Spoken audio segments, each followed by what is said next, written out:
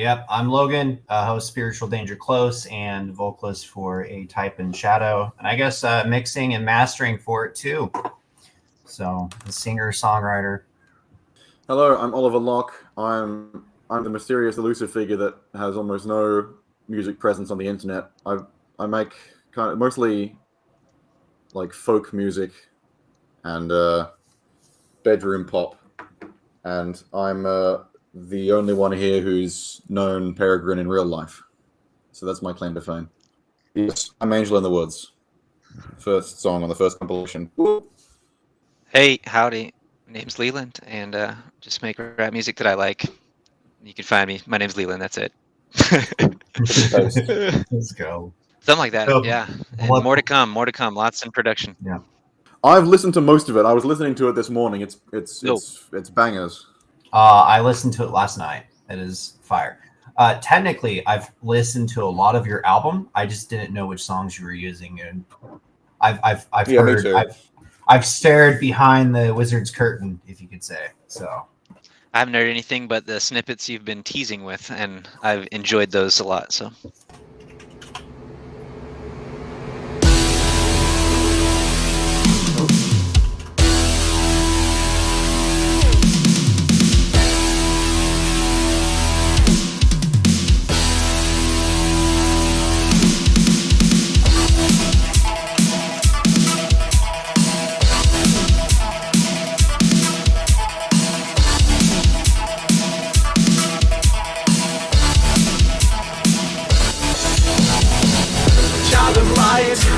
Choose a ride, stand up with energy to fight. You can be better, you can be better, you know you're better. Whoa, the darkness howls but you won't give in.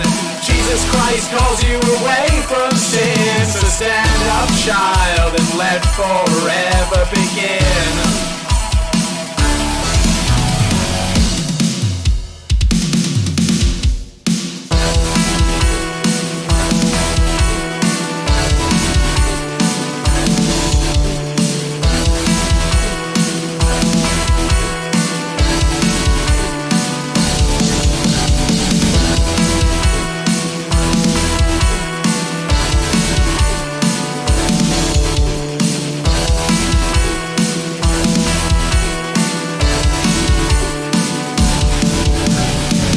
Child of light, choose a ride, stand up with energy to fight. You can be better, you can be better, you know you're better. Whoa, the kingdom calls, beckons you in. Jesus Christ calls you away from sin. So stand up now and let forever begin. Let forever begin.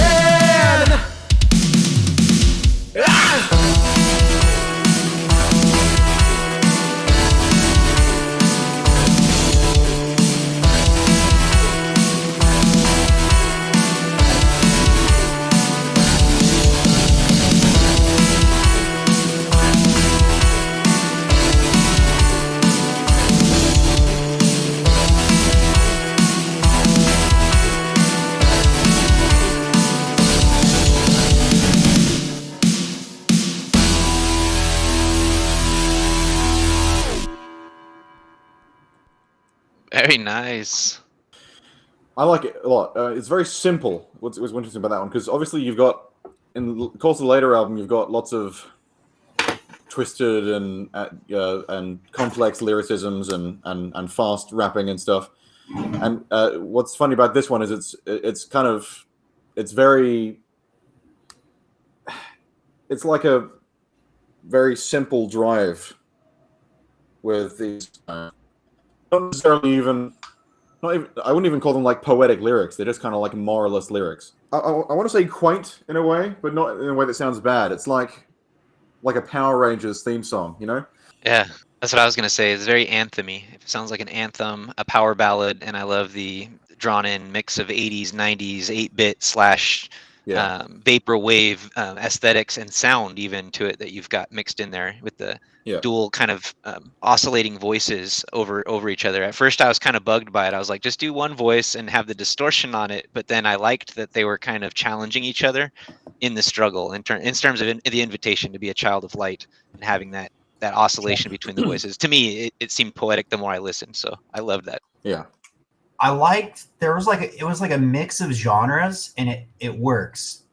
You're blending in such a way that it's like it's appreciation of other music before that's tasteful, not disrespectful.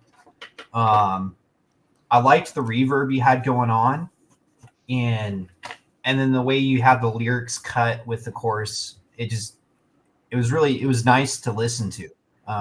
It's different. It's familiar, but it's different at the same time. And I think it's a good start to an album. If you're gonna have a song to start an album with, this is the song you do it because it leads off. Recording. All right. So sorry about that. You couldn't hear me before, but now you can. Hello. Welcome to Mountaintop Music Reacts to Babylon by Peregrine. This first, we just did Child of Light. That'll just be a fun little intro, I suppose, because you couldn't hear me at all. So now we're doing Carcinogen Paradise, which is the second track. So we just got done talking about Child of Light, and I wanted to say quickly, because we're talking about the kind of stylistic inspirations of that song, and Logan was talking about its kind of rock influences and its metal influences. And Leiland was talking about the vocal style. And the general idea that I had was to try and make like an epic rock song using entirely synthesizers. And then I tried to just sing the song like a punk delivery, which is that kind of like layered voices with like slightly flat delivery and, you know, very kind of like a bit of attitude. So that was like the goal I was going for there. But I think it works in the end of it. And yeah, that came through. That's what I was saying. Awesome. That's what I noticed in the end, is that idea of kind of that punk contrast and just the dueling tonality is really what it was. The dueling tonality, yeah. It was like a peanut butter and chili sandwich. It doesn't seem like it works. I have done that before. Great. Yeah, thanks, Alabama. All right. So, now, does anyone else have anything to say before we move on to Carcinogen Paradise? I would like to say of Carcinogen Paradise that much like how the Giganotosaurus was the Joker of prehistoric Earth, Carcinogen Paradise is the Joker of LDS rap. Thank you for that introduction. Okay, let's hit play.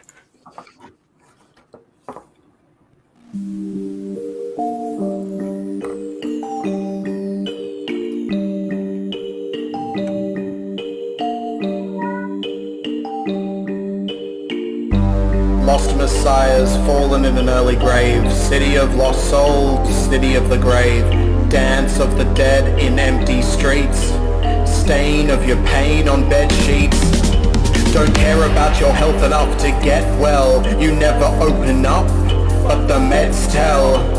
The lost cry their cycle from a prison cell, and we put them there, as we know very well.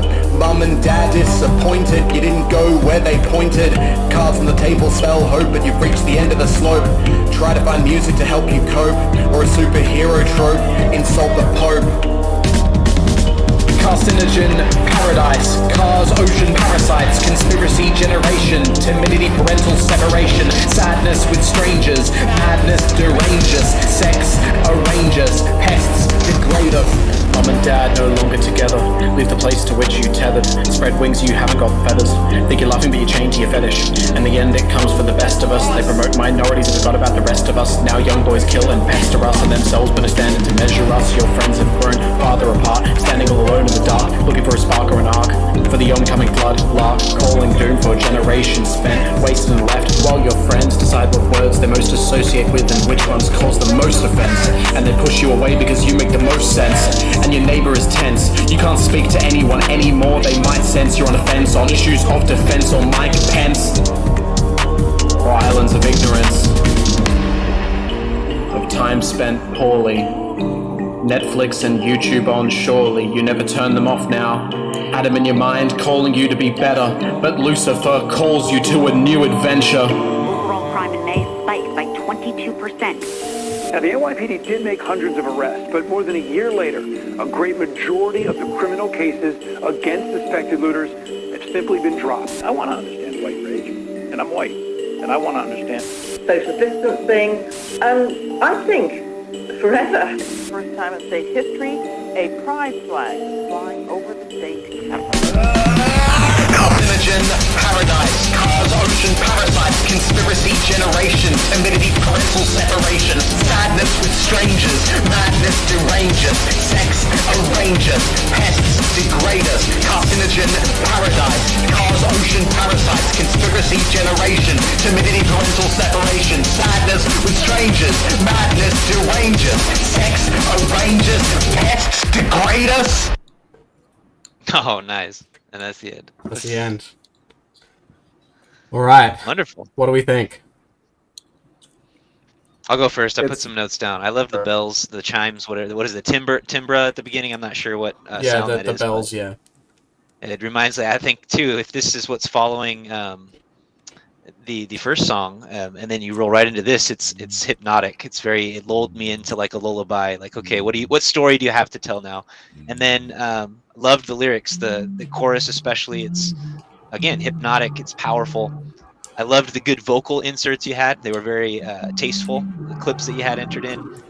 And then the last thing I noted too is just the control of energy. It was a song journey, and I enjoyed that. Where like I said, it lulled me in the beginning, had me going, and then it was tense when you hit the chorus and you're hitting the rhythm and the syncopation with the words and the beat and the clips. The visuals really helped with all this to building that tension. And then there was a soft lull at the very end, the penultimate point, of the song, and then you came in strong at the end to kind of flush out the energy. So again, I saw the movement, I saw the motion, I saw the different layers, and I really enjoyed it. So those are my notes. Good job. Thank you. So I come from a more metalcore, progressive metal, deathcore, post rock background. I could hear like a hard version in my head. It follows that same sort of mantra, and then there's where you'd have a guitar riff, you just have mulled silence, and you have the news clips. I feel like that is just like the mosh pit energy right there, because it's letting the person resonate with what is happening from a society perspective, and you can really feel that tension build, and then you come in and finish off the song just super profound. Yeah, thank you. Anything to add, Oliver? I do. I like that a lot. It's definitely effective. So I've heard a lot of it. I've heard a lot of these songs that you've made in the course of making them, and I've said that this stuff that you produce is like the most powerful stuff. You can really feel the weight. Like it does drive you into a bit of a moral frenzy, as it were. I really liked the track.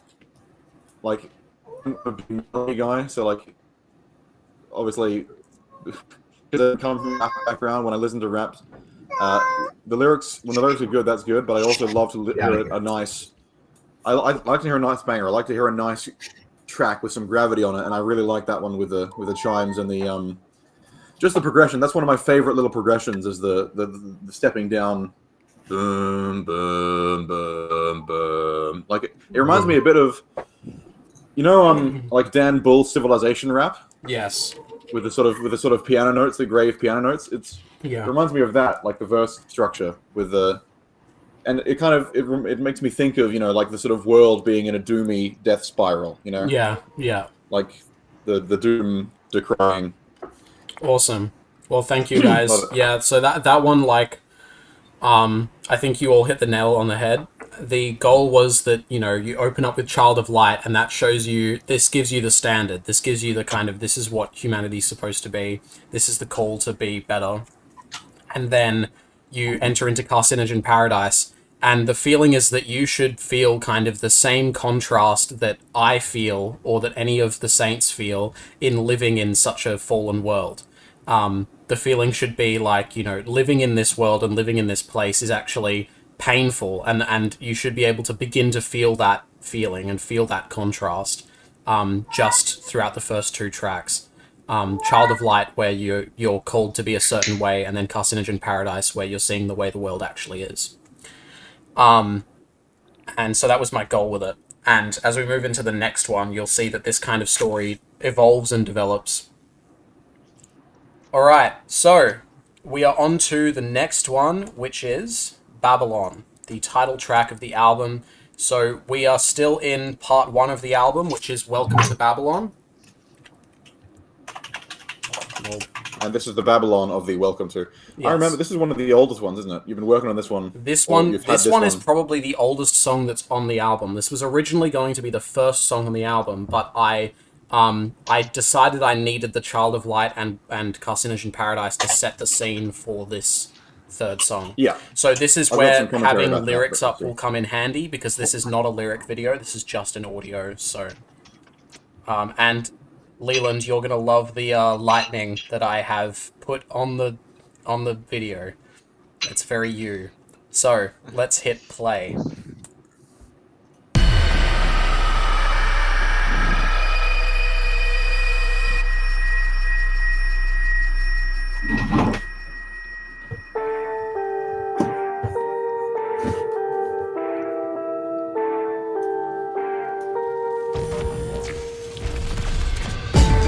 Don Gon from Talon Nahath Medon Grafodon Untal Galtalana Untal Galtalana Don Gon from Talon Nahath Medon Grafodon Untal Galtalana Untal Galtalana.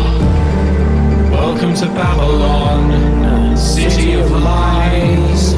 Welcome to the end of time. Stand tall, saints. Stand ready. Ready for spiritual war. Stand steady. This is what we've been waiting for. This is the time, this is the shore. We now trudge into forevermore. We are the workers of our Lord. They may try to malign, to draw us to sin, but we won't stop in the mist. So let's grab hold of the rod and begin. We're the ones that got here from us. We stand and be honest. They come upon us and we won't admonish the prophets, even if they shoot through the bombers. We're the only ones protecting Zion, so like come upon us, be honest. Do you want to corner all the former voices formed in order, or to drag it down to the ground like a form of brick and mortar? Do you want to see order raised up in the core with the Holy Ghost, scripture and baptism by water? This is the call. Come unto the Lord. This is truth. We will overcome all. Stand tall, saints. Stand ready. Ready for spiritual war. Stand steady. Remember the garden. Snake in the midst. Son of the morning. Fall into the pit. Half truth and deceit. The root of lies. If you can't hear truth, then it's only a matter of time. Until they get you, they see you better. Don't fret it, they may come and get you. Pull you to never, to weather the death and despair into endless nether. Don't enter, don't dare, or you may be a better to add to their hat to tether and sever your connection to God the Father. For starters, the Lord of light in the darkness. His son has been martyred, son of the Father. Pull yourself up to heaven and return to your garden and tend it. You will receive a heavenly pardon regardless. This is the call. Come unto the Lord. This is truth. We will overcome all. Stand tall, saints. Stand ready. Ready for spiritual war. Stand steady. Gondon Gomisa Gonfum Talon Nahath Medon Grafodon Untal Galtalana Untal Galtalana Gondon Gomisa Gonfum Talon Nahath Medon Grafodon Untal Galtalana Untal Galtalana. There we go. Woo! Love it. All right, I'll go again just to keep it going. I loved when when you came in with "Welcome to Babylon," I got goosebumps. I'm just gonna say. Then I was smiling and had to write it down, and then I was just vibing with that initial chorus. It's a headbanger for sure, and it's like a low confidence. I see you in a dark alley singing this with low lights and cars flashing above, but nobody's seeing you with a dark jacket on, kind of thing. Where this is you singing to yourself and just trying to get home safely, kind of thing. It's haunting. The harmonies were fire. Like every single time when you came in with the harmonies with multiple voices and they came together, it was great. And then again, I found myself wanting certain parts where there was clarity in the voice, and then you had like battling layers of your own voice. But then you did have some sections where you came through very clearly on your own. So you delivered on what I was wanting, and so had a little bit of variety of everything there. So loved it. It was great. Again, like I said, haunting is the word that I walk away with. Thank you. Yeah, awesome. Who wants to go next? Logan? This reminds me of an album by a alternative band called We Came as Romans. Yep. They have a lot of bands, or a lot of albums rather, talking about like self perspective, and like one of the things is I have a war on the inside, good and evil. This is almost the same way of like a spiritual man or woman trying to find their way in a wicked world. Yeah. And it really nails some of those points that people may be having thoughts of. I felt I could relate to the song, even though it's not my genre preference. Yeah, for sure. And Oliver, anything to add? Yeah, I think the main word that I'd use. It's almost like the feeling that I get from that, in where it's placed, and why it's a very good idea that you did put it here after the first two, is Child of Light is, if you're looking at this like a war, like Child of Light is like almost the propaganda, not in a bad way, but like the idealized, rallying call. And if this was a story, you've got that, which is the idealized optimistic angle. Then you've got the Carcinogen Paradise, which is the shock of the wickedness. Then you've got Babylon, which is almost like, to me, it sounds like the reality of the war, the gruesomness of the fight. You've got the mighty sort of Iliad come Lord of the Rings battle at the start, and this sounds more like World War One, like trekking through the mud of the conflict, as it were. Yeah. That's awesome. Yeah, I love that. And everything that you have kind of spoken about, you three, is basically what I was going for in so many words. The goal of this track was, you start off with the welcome to Babylon, and it's almost like it's supposed to be kind of epic and kind of give you that tingly feeling. It's also supposed to be slightly tongue-in-cheek. But it is obviously a little melodramatic, but I mean, like, if you're really thinking about it, the melodramatic is probably the most accurate way of actually phrasing it, in terms of how it feels to be here. And then the kind of, from about the 2/3, probably from about the halfway point onwards, the chorus shifts to, this is the call, come unto the Lord, this is truth, we will overcome all. And so the message kind of shifts to be a more hopeful one. Yeah, there's I would call it determination to the chorus, right? So instead of being it feels more like duty through adversity. Yeah. What does the Enochian actually translate to? Now let's see if I can remember this. It translates to Gondon Gongisa Gonfum translates to I think it's Seal Dark Heavens. And then Talun Nahath Medon Graf Urun means that. No. Yes, Gondon Gongisa Gonfum Talun Nahath Medon Graf Urun means Seal Dark Heavens. And then Untal Galtalana means that which is within you, Child of Light. Nice. I mean, I really like the fact that you found a phrase in Enochian which it rhythmically works as like a hit in triplet flow. I really liked. I feel really cool when I hear that just the way you chant Untal Galtalanur. Yeah. I feel like we're gonna get a Enochian rap again. I think it's good. If that was ever a thing. I'm about to beat all these rappers at their Sorry. Okay, go on. Untal Galtalanur. Chances of casting a random spell are a little high there, so it's going to upset some people in the Christian community. Yeah, I know. If they can't understand the symbology, then they're cut off the light of God entirely. So. Yeah, and I mean, look, the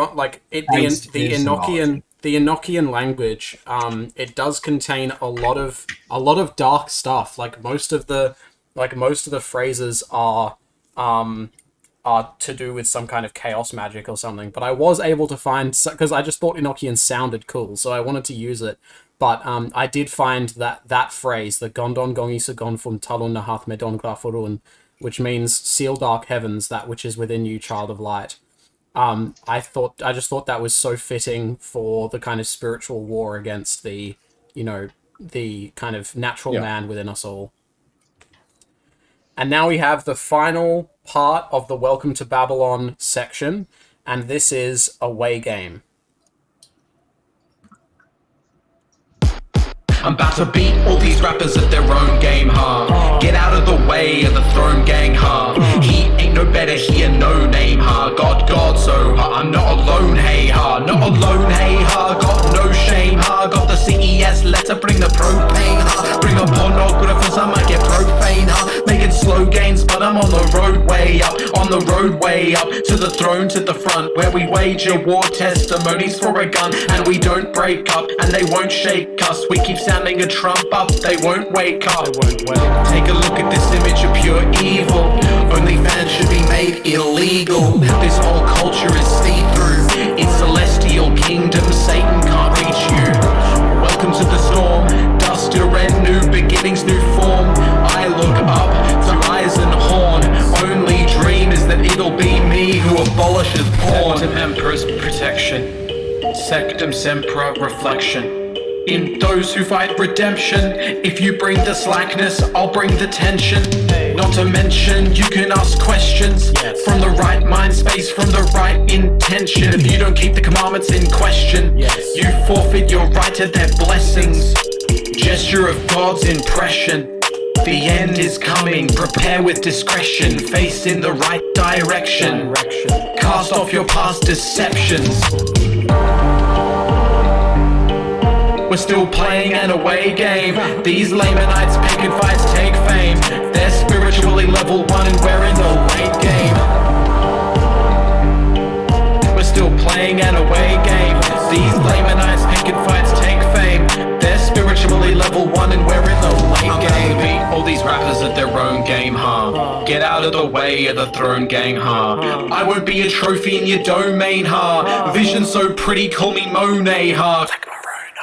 I make foes wake up. Every day I see lightning in their bones, in their lungs, and the phone wakes up. I get no breaker. I might get another phone the way they throw shade. I preach no hater. I shut no gate. But normies comatose the way they won't wake up. And they won't wake up. And they won't take us. We're prepared to join the angels when the Lord's day comes. I've got no patience the way I'm so tense. I'm waiting for my Lord like I'm waiting for these hypocrites to make sense. Say less. I've been feeling weightless. God's the king of everything and Jesus Christ saved us.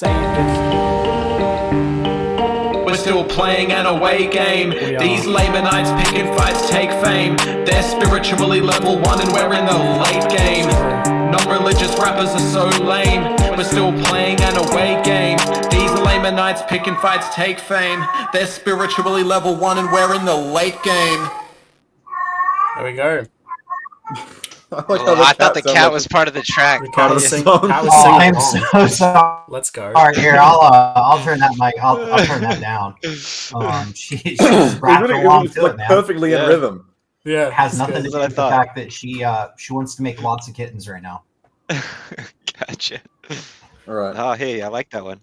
This is the only track. I just want to say this before we get into it. This is the track that I would say is the most inspired by Leiland. So this is the most like Leiland 2.0 track on the album. I love that. Thank you so much. And did you notice, Leiland, that I did include one of your motifs from the song Swine? in Carcinogen Paradise, I said change to your fetish, because that was something that flipping hit me in that track when I first heard it. The fetish, yeah. The anti-Mormons didn't like that I used that word as well. Fetish, yeah. Oh, they got super bent. Yeah. So I reused that motif. Anyway, go on. No, I just loved it. I loved it. The away game theme, the idea, the vision behind the song. I'm generally not a fan of, and this is an internal conflict just because I'm a rapper myself, right? Like this going on attack against all other rappers, I'm the best rapper alive kind of thing. Like I cringe a little bit at that, but at the same time, like it fits for the playful tone of what you're saying. Like you're comparing it all to a game because you see it, and I mean you set the stage to also let us know you understand the severity of the situation. Like what's going on. We're in Babylon. It's grim, it's dark, but then here comes your playful look at like, well, if this is doom, here I am coming in the away game with the crowd against me, hand waving in my face, and I'm going to drain the 3 kind of thing. So definitely felt the swag. And that's kind of the point, is that rap is an away game. Like all these rappers around me are a-religious, they're satanic. Like rap is playing rap is playing an away game, Yeah, no, and I agree, and I do the same. I have plenty of songs where I'm talking about them, and I'm referring specifically to all the other rappers and people who essentially I'm competing with in terms of garnering the attention of the youth and people. You know what I mean? Just like. It is the odds are against us for sure, stacked heavily, but I love this one. Again, it sets the stage. Yes, exactly. And that's the swag that you feel behind your lyrics, behind the attitude. And then one other thing, just musically, I loved the variety in rhythm, again, in syncopation. I can tell that you're intentional with putting in different word lengths, rhythms, rhymes, patterns, different, just the poetical structure is very complex. I can hear it. As well as there were several just word plays that had me thinking about them, 3 lines later. So very good. I would love to go through the lyrics again with a bit more time to pick and appreciate some of those more. So well done. No worries. Awesome. Thank you. Shall we go through shall we go Logan next?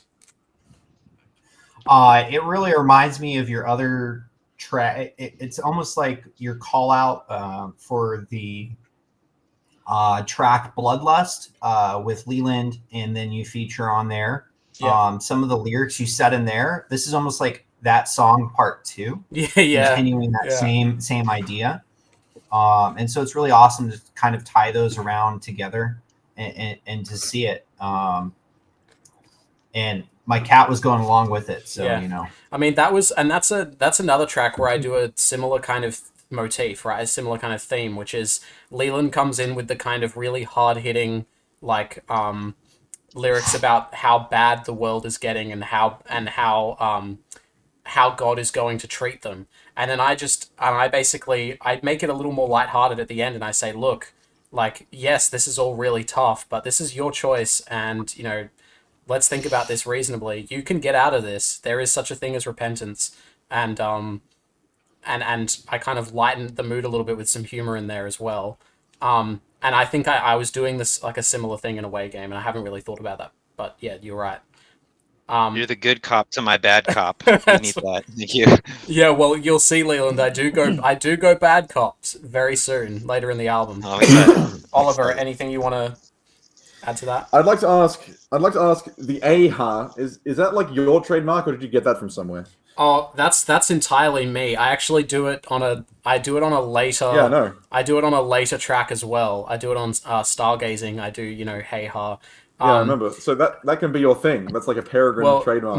It is like a Peregrine thing, which is that I do like an ad lib at the end of a line, and then I rhyme the ad lib with a real word. So it'll be like, I won't be a trophy in your domain, ha. Vision so pretty, call me Monet, ha. And then like Moroni, ha. Because my brother literally because Moroni, ha, was a general. He was one of the generals in the Nephite army. And my brother was literally like, you cannot do this hey ha flow, and not include a bar about like Ammoniha or Moroni-ha or any of these people in like the Book of Mormon who have these I-hard names. He's like, you've got to include that. So dropping those bombs. So I added in that little whispered like Moroni-ha. I make foes wake up. Beautiful. Every day I see lightning in their bones, in their lungs, etc. Yeah. It's a nice vehicle just for getting a really strong rhythm to it. Like that's like that's one of the ones where I start swinging like a sailboat ride at Adventure World. Yeah. Yeah. It's like, yeah. You just start bopping along. It's like I'm turning it's the thing where your fist starts doing this, like it turns around a wheel, like you're turning a squeeze box, like a monkey in France in 1840. Yeah. Oh, that's so funny. Yeah, so we have this next one is the next track, and we're moving into the next part now. So this next part is called Meditations, and this is part 2 of the Babylon album. Let's go. And this is Fields of Lights. This one's a banger. Yeah.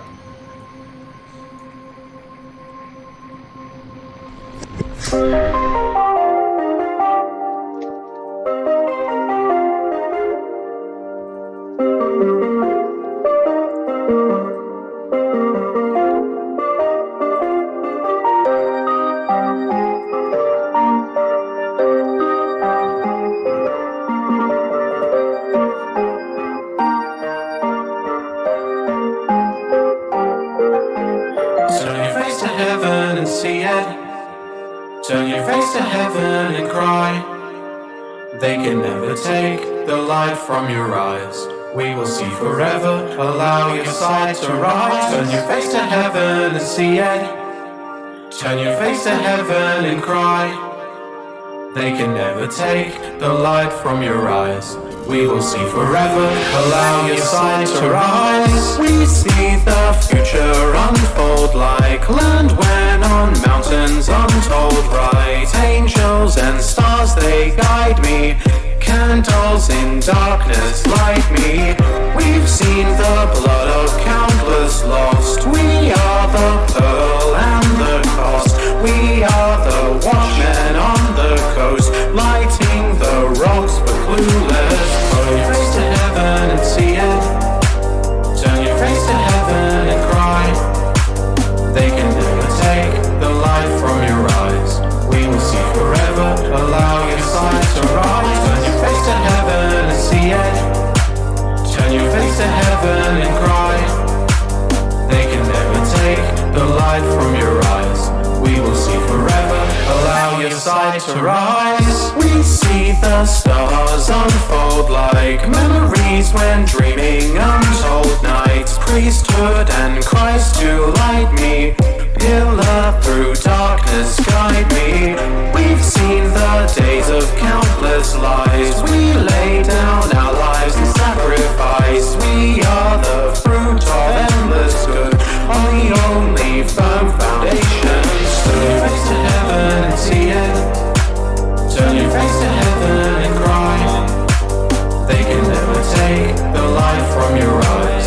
We will see forever, allow your sight to rise. Turn your face to heaven and see it. Turn your face to heaven and cry. They can never take the light from your eyes. We will see forever, allow your sight to rise.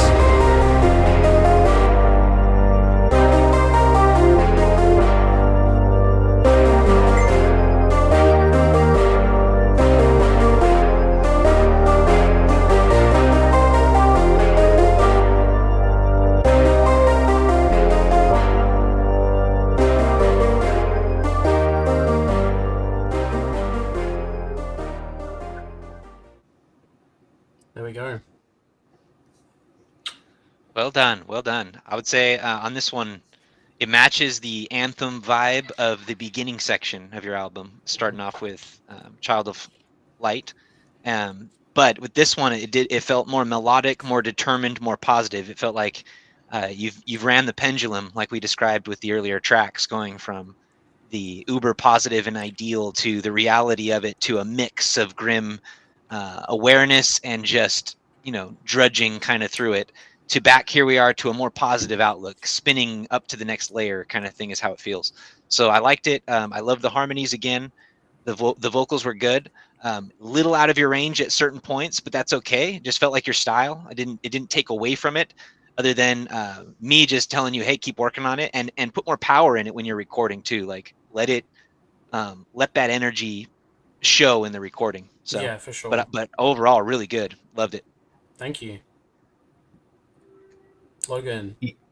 Yeah, I know my vocal coach talks about there's technically ways that you can like cheat going to a higher level, and I feel like you're just almost there. And at the same time, this also feels like as a child is singing it, if it makes sense. Yeah, yeah. So, and then knowing how you are building this album to be like a movie or a story itself, it fits at this level of going somewhere like, I'm excited at the very beginning with the anthem to like, it's really dark in the world right now, to like, you know what, if it's the end of the world, I might as well enjoy myself. And then I feel like this is that part where it's transitioning to, we only get to see the end of the world once, so we might as well as, enjoy the walk. Yeah, for sure. And this is what like you said right there. If I could just jump in, three words that I wrote down that came to my mind as he was saying that, because I agree in terms of it felt childlike, not in a bad way, but it felt like playful. And it also was like filled with wonder, almost is like the other word that came to me. Wonder, childlike, playful. But again, that's like on a positive level, looking up kind of thing. So that, I just wanted to agree. Yeah, awesome. Thank you. Before Oliver takes his goes with it, I'll just quickly say that the there's a couple things that are probably important to know about this song. The first one is that this part, Meditations, the kind of idea I had going into it was we've had the kind of introduction, and the introduction is basically things are bad, but we need to make the most of it. We know where we're at. We know where we're at because we're at Babylon. We know that we're in Babylon, and we know who we are because we've had Child of Light and we've had Away Game. So we know that we are in a place where we feel out of place. And this Meditations part is like, this is the part where it's like, okay, this is the internal portion of the album. It's very much, this part and part 3, which is Upper Class Hedonism Crop Top. These two parts are very much the internal struggle. So we have Meditations, which is meditations on the divine and very kind of spiritual. And then we have Upper Class Hedonism Crop Top, which then poses a whole bunch of questions around the divine and around our place within Babylon. And Fields of Lights was definitely like, first of all, it started off as a dubstep track. So it started off as a melodic dubstep track, and the melody's weird. And that's one of the reasons why I struggled to sing it, was because the melody's like, dun dun dun dun dun dun dun dun dun dun dun dun dun dun dun. It's very jumpy and it's very kind of complicated, and it's in a weird mode as well, and I'm not used to singing that mode. But it was really fun to like try and get around that and sing that. But it literally was like a melodic rhythm track I made that I then kind of sang the melody over the top, and I was like, wow, this works so well, and so I just did it. And so it's probably one of the most experimental songs on the album, just for that reason, because it's not even really a genre song. It doesn't fit into any genre. It's probably like art pop is like the closest thing it's probably to. But anyway, I'll go on to Oliver. What did you have to say? I know that one's probably one of your favorites because you love your melodic music. Yes, So I love my melodic music. And I find the melody that you've crafted there very moving. I love whimsy and like fantasy, because like the sort of fantastical journey that you're pitching there, and the whole sort of astronomical vibe to it. The joke that I was going to make was that's like a nibbly core, if I can say such a thing. Sorry, say again. It's like nibbly core. It's like Hugh Nibley. It's like the Hugh Nibley dimension of Mormonism. Yeah. The secret stargazing cosmological angle, which I've always been a big fan of. I love the star type thing. And that made me very, very strongly that sort of feeling. So it was. There's actually lots of star themes in the album. You'll notice lots of stars in the album. It really is like this beautiful meditation, and I love the whimsy and the magical feeling to it. What's funny, I didn't think childlike. That's because I myself am childlike. So I just heard that and I thought, I like it. I heard it and I thought, that's me. It is me. That is a very me song. Like you and I have a similar problem, especially when it comes to composing melodies that are like hard to sing. Yes. There's quite a few of mine. Yeah, Angel in the Woods was pretty hard to sing as well, wasn't it? That melody you composed for that. It took a bit to work out, because it's one of those. That's another very high one. I literally can't sing Angel in the Woods. It's too high for me. Like Angel, it's too high. But it's great. It's a great melody. It's very high.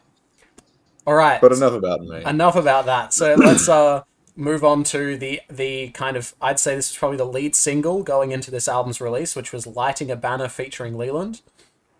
Yes. Which we all know very well. We all know all the words to it, but we'll hit play and we'll enjoy it, and we'll think about it in terms of its place on the album. Yeah. Lighting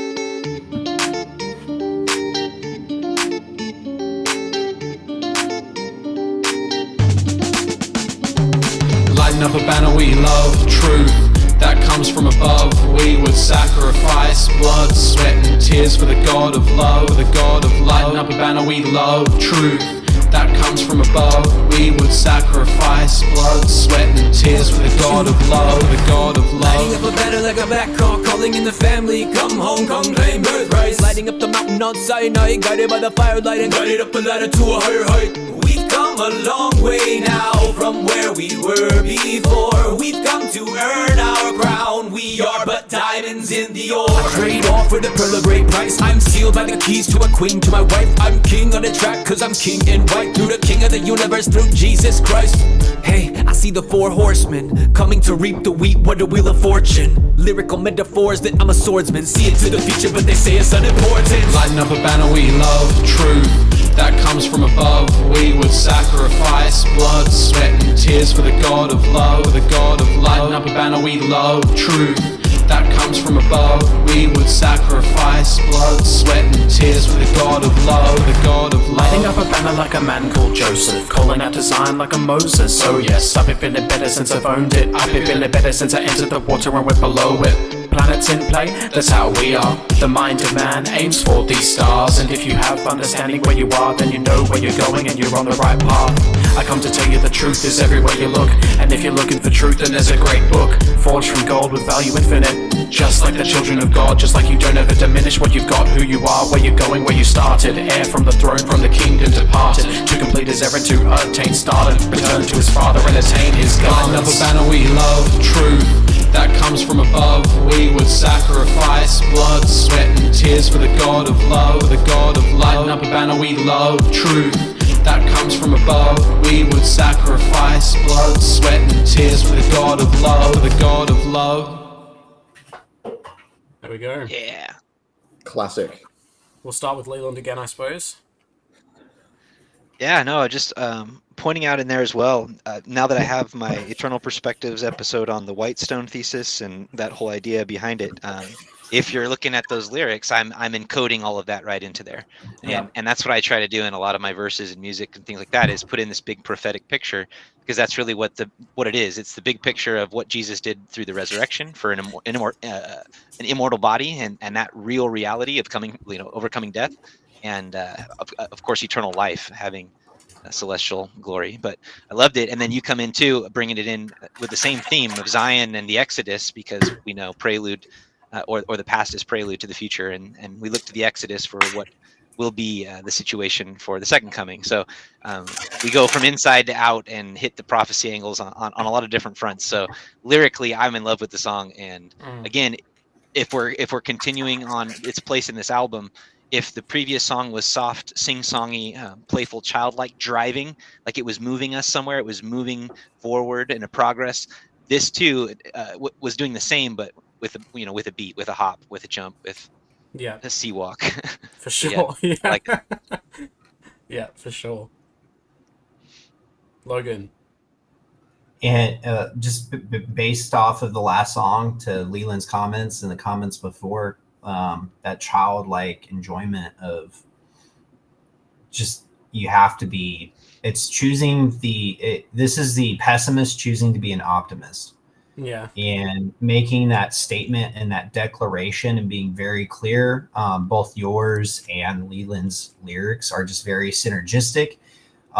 It's almost like it's two songs in one. In the same way of that dichotomy of pessimism versus optimism, but in a spiritual perspective. Yeah, that's one of the things I love about working with Leiland is that, like, me and him, we're actually very similar people in a lot of ways, but we have a very, like, just a slightly different way of writing, and it comes across in our songs, so that when you listen to a song that's like me and Leiland, you're going to get Leiland's going to give you something, and then I'm going to give you something that's similar but slightly different, and I love that. I think it ends up with a very kind of, I think we are a very cohesive pair. Like, we work very well together in that way. And Lighting a Banner is probably the best example we have of that so far, but we have another one coming out soon, which I think Not on the carpet. He's dealing with his cats, his wayward cats. But yeah, and Lighting a Banner is great, and I think everyone kind of loves Lighting a Banner. Lighting a Banner kind of blew up a bit. It got like 700 views or something on my channel, which is really good for my channel. And so, yeah, I think everyone kind of loves that song. Oliver, did you have anything to add to that as well? Man, Leiland, what a machine gun you are! Just like I just love you've got such a talent for like flow and impact and like hyping. Like, your whole verse is so hype that it just like makes me move. Yeah, thank you. But not to step on Peregrine. But yeah, what I was going to say about this one, Lighting a Banner, what I would say about the feeling that I get from this one in the scheme of the album is it's like Lighting a Banner is to me it sounds like proving it's us displaying to the non-righteous world that we're not fools, right? So like there's lots of faith and reverence and like and meditation and conviction. Lighting a Banner to me sounds like it's the mind of a keen man, like a man that is actually like an intelligent and very sort of like witty and exuberant being, saying, "Look, I'm not just a believer because I'm stupid sheep that will believe anything. Like, this is me proving that I could be like one of you guys if I wanted to, but I know this is a better pick." And that to me, that's what the speed of it is down to the simplicity of the chorus, because the chorus is actually quite unusual in the way that the structure works, because it starts with the quick lighting up a banner, and then you get to this much slower, more sort of mantra-esque, where it's almost like there's a humility to the chorus compared to the showiness and the flashiness of the verses. You know what I mean? Yeah. And you like the contrast there. Yeah, that's the thing. I think that's a good point. I think that's a good point, because you're talking about like childlike faith versus the kind of like everyone expects us to just have childlike faith, but we're showing in this song that not only, like, yes, we can think. Like, in our verses, we're showing, yes, we actually can think, but we still choose, and then in the chorus, we're choosing to have that childlike faith to just repeat the mantra. Yeah. That's a really good observation. I like that. And I wanted to say also about my verse, because I tried to bring, because I think everything that you spoke about in your verse, Leiland, in the first one, was you were speaking about salvation, as far as I could tell. Like, it was a lot about salvation and exaltation. And a lot of the kind of metaphors and symbols that you were using, my reading of them was very much, this is a song about kind of eternal glory. This is a song about calling people to repentance and then salvation through repentance. And so that's what I tried to go for mine as well, which was reminding everyone, this is we are on an errand from the king, and we must return to that king and complete the errand. And if we do, we will have, untold, untold gifts from that errand. But if we don't, you know, I don't say what happens if we don't, but I'm just saying, look, you have to do that. Like, I'm calling them to. It's a very proud song. Like, yeah, proud of being like Christian. Almost smug. Like, not in a bad way, but it's almost like there's a gloating element to Laying Over About It, which I always really like. It makes me feel a lot of pride for my faith. Yeah. I love that. All right, so we're on to, I think this is Logan's favorite song on the album, I'm going to guess. Would you say that's true, Logan? Save Me? Save Me is your favorite? Yeah, we don't want to talk about how many times you have streamed through me, okay? Yeah. I have lots of streams from Logan's account on... He opens it and he just sees 1 billion streams on Spotify from Japan. Yeah. And he's just like, dang it, Logan, get a life. Yeah, love that. All right, shall we? Yep, let's go. This is Save Me. We're still in part 2 meditations. Yeah.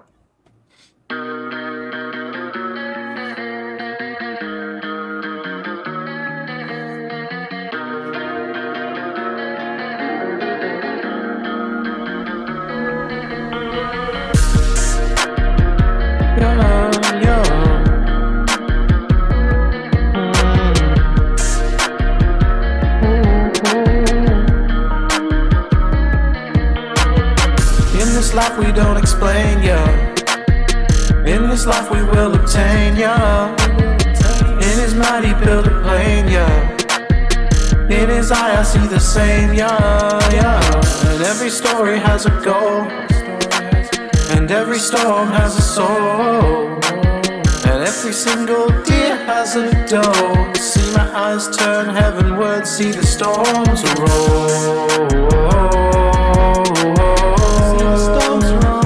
See the storms roll on and on and on. In my mind I see the grain, I see the seed and the fame, I see the tree and the flame, I see the meaning in my name, Christ save me from the devil in the world. Christ save me from the devil in my skull. I wanna be free from the enemy, I wanna seize every opportunity, but God save me from the devil in my foe. It isn't every single day, but I see the figure in the gray star, matter making in my brain, If I die, I wanna be confident that I make up. I see the figure in the darkness, who is he? Bright light with a red glow on my knees, holes in his hands and holes in his feet. I see my savior looking down on me, into his eyes, into his eyes, on and on and on and on. In my mind I see the grain, I see the seed and the fame, I see the tree and the flame, I see the meaning in my name, Christ save me from the devil in the world. Christ save me from the devil in my skull. I wanna be free from the enemy, I wanna seize every opportunity, but God save me from the devil in my foe. Christ save me from the devil in the world. Christ save me from the devil in my skull. I wanna be free from the enemy, I wanna seize every opportunity, but God save me from the devil in my foe.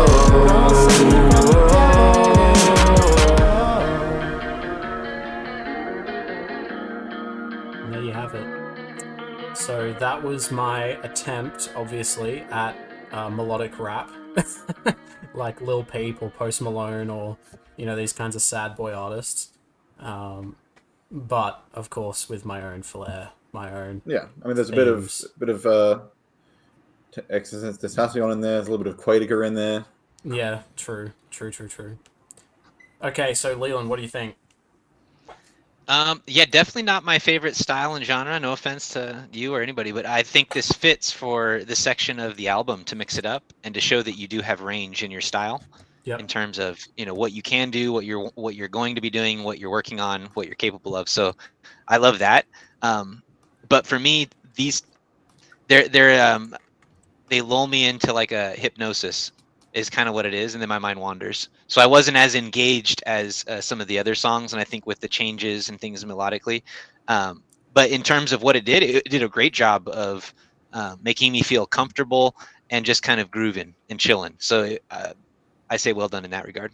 Yeah, awesome. Thank you. I know this is probably more Logan style and Oliver's style because you are more into the kind of lyrical and that kind of thing, whereas Logan is more into, of course, metal and rock, and Oliver's more into his kind of melodic and folk and that kind of thing. So, Logan, what do you think? It's a Spotify stops tracking how many times you listen to a song at a certain point. So I know I really like it. And we've talked before about me doing a cover of one of your songs. Yeah. And I really want to do a deathcore on this one, but I feel like it would be distasteful. And that's why I'm okay with it not. The lyrics are really profound. They're almost like a puzzle if you start thinking about it. And the same way, it's almost like a personal scripture you wrote. Because when you first read it, you get, oh, okay. And then when you read it again, you start getting a whole bunch of layers behind that. And so it may not be everyone's jam, but if it's a good song, and where you're at right now on the album, this is track 7. Yeah. And it's building to a good place. And it fits off of where we're going on this storytelling that we're doing right now. Yeah. Awesome. Thank you. I actually really appreciate what you said about it being almost like a personal scripture, because like that to me is so profoundly what I'm trying to do on this album, is to put out like some music that the more you listen to it, the more it kind of unfolds and gives you different layers to it. And this meditations part is the thing that's trying to do that the most, for sure. I just want to add on real fast that like this is if this is the music that was playing at EFI, I would have gone. Yeah. This is the music that we should be having at Deseret Book, but we don't. Yeah. And you're showing that you can do very Christian music in a tasteful way. That's not still an music. acapella or a hymn rendition of come ye saints part 5 billion. Don't even talk about that. Yeah. It's such a painful trope. Yeah. Like pentatonics, piano ballads, super auto-tuned, like perfect looking, white Salt Lake City girl, singing the same song we've heard a billion times. Yeah, I get it for sure. Yeah, that's what we're trying to do with this whole mountaintop thing. Yeah. I'm going to say something quick. So yeah, what's interesting is that melodically, it's a very interesting song. So it's highly unconventional in what it tries to do with the melody that it has, because it's quite counterintuitive. It does into almost an alternate world. It's one of those proper, I would say it's a song that really fits with the album cover that you've got with the city with the floating figure. Yeah. The sort of dreamlike quality. One of my favorite things in lyricism is when you reference something really, really prominent with like unconventional language. Yeah. So the audience has to pick up that they've heard it being referred to as a new way. That's part of what Angel in the Woods was all about, was that, I was trying to express in an unconventional tone something which people listening will be very familiar with.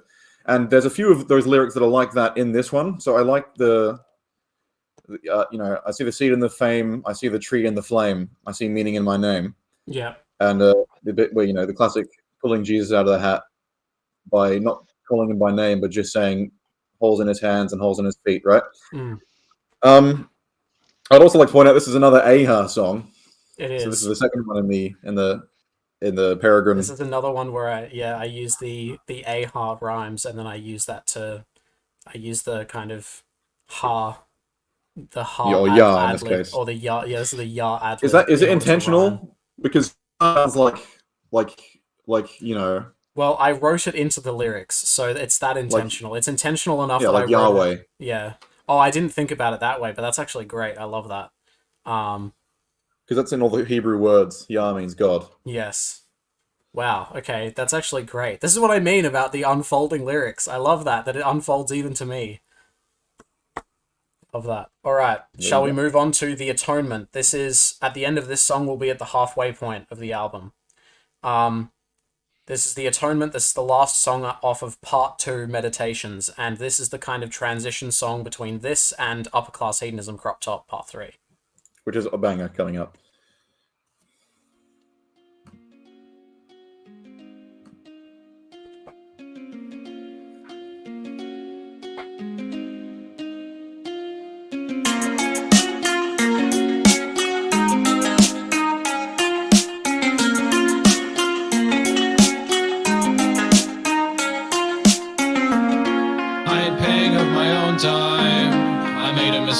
Wasted time. In the end I wanna laugh and smile instead of crying over useless crimes. In the end we won't lie, our lives in our mind's eye. And Christ is a friend of mine, and Christ is a friend of mine.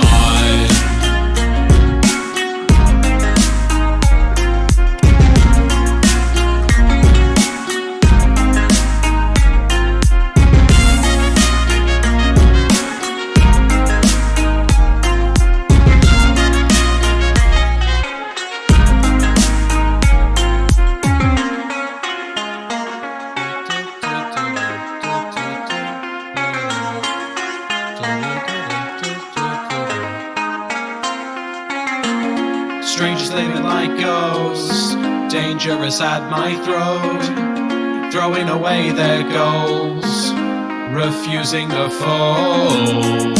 And I want to change, I want to go far away. I want a nation like old, I want to be around people I know.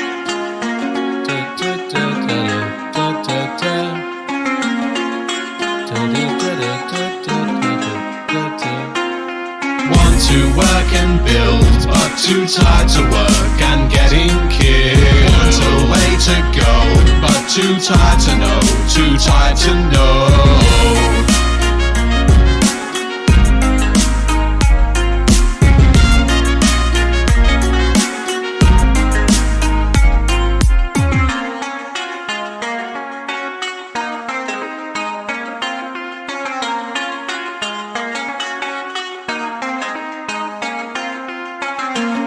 In and out of my mind, sick of strangers taking my time.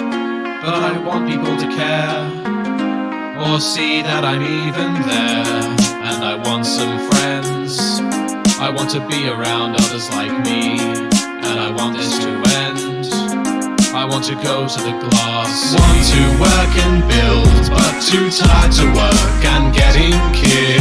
Want a way to go, but too tired to know, too tired to know. Want a family, but I'm in agony, in agony. Want to be with God, but I'm very odd, I'm very odd. Want to work and build, but too tired to work and getting killed. Want a way to go, but too tired to know, too tired to know. Want a family, but I'm in agony, in agony. Want to be with God, but I'm very odd, I'm very odd. Wait, you're dissatisfied with the state of the world? What are you, some kind of incel? You're sad, bro? What are you, an incel? Alright. Sorry to punctuate the end of the song with jokes, but So I'll go first this time. Okay, go, Oliver. I want to go first this time. What I know you quite well, and to me, what this sounds like what the world was like for you before you came to the church. And what's interesting about that is,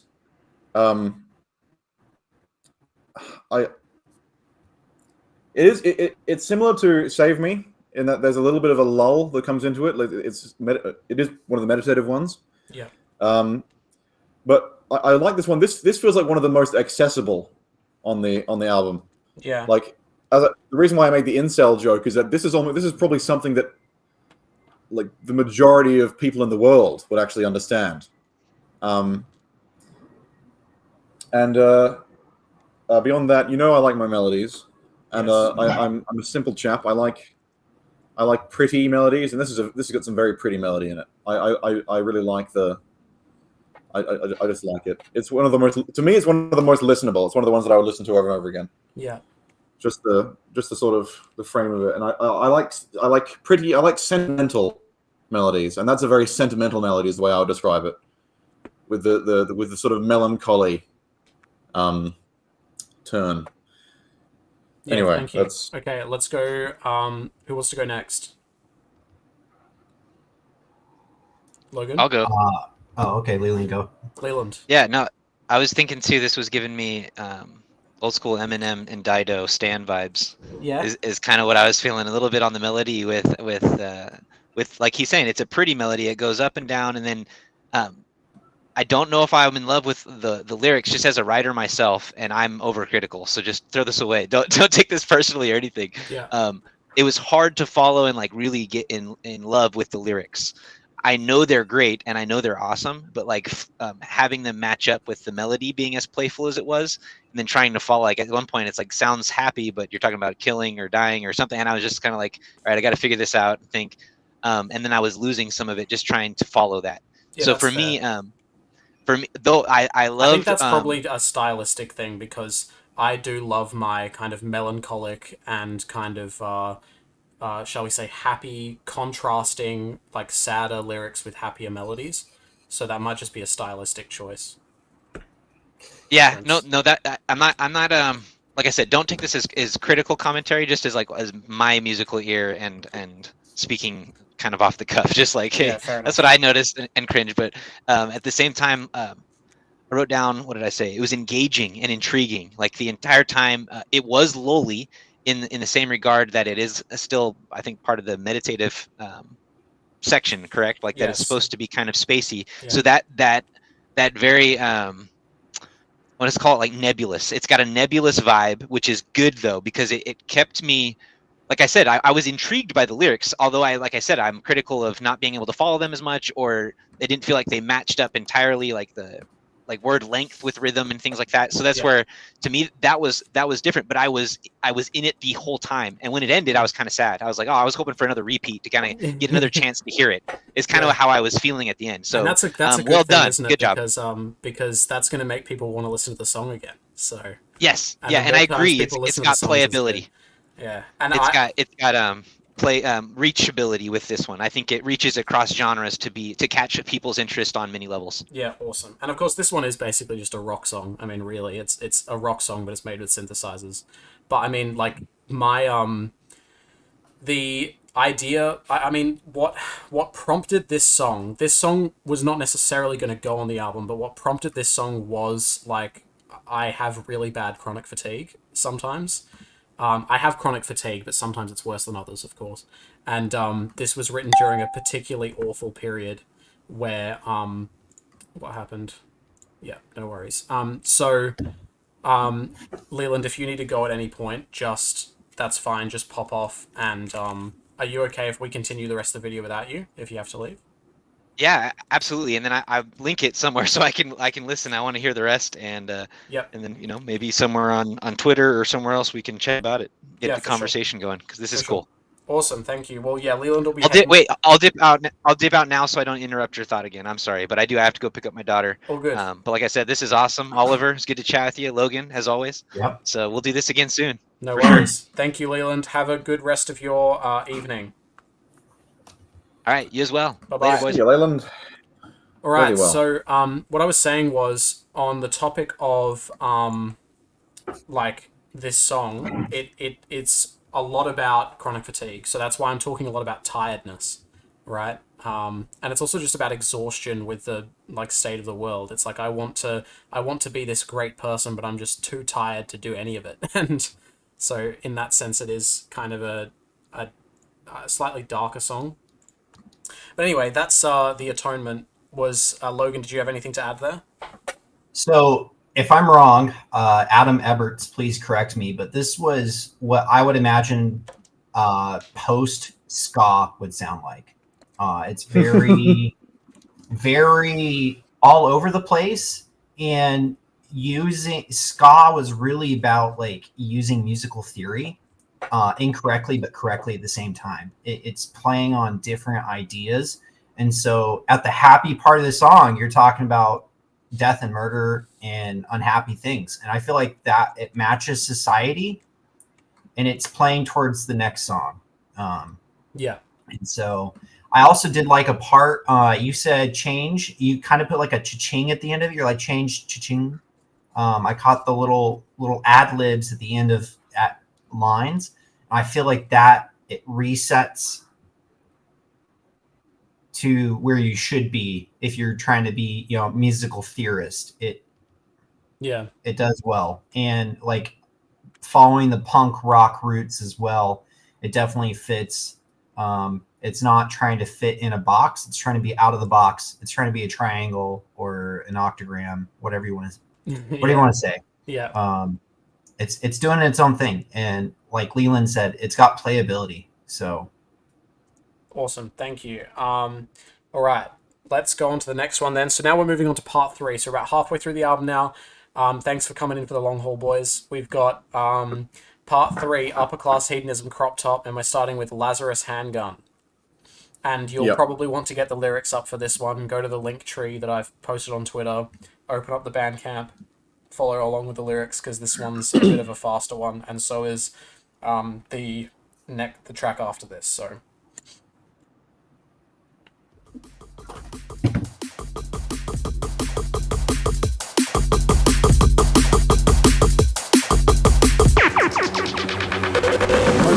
Home in the city is a cancer, Lazarus handgun, work your whole life for a slice of the pie. Eat till you die, at night cry, lie with the Lord of the Flies. Suit and tie for the crime, jeans on Sunday, beach online, meals on time. You work for the smoke that you work at work, so you smile and lie. Home in the city is a cancer, Lazarus handgun. Little kids abandoned, see the standard they enforce without a phantom. Splitting, banging atoms, unlimited dampers, spiritual matters. I want a life that matters, I want a life that matters.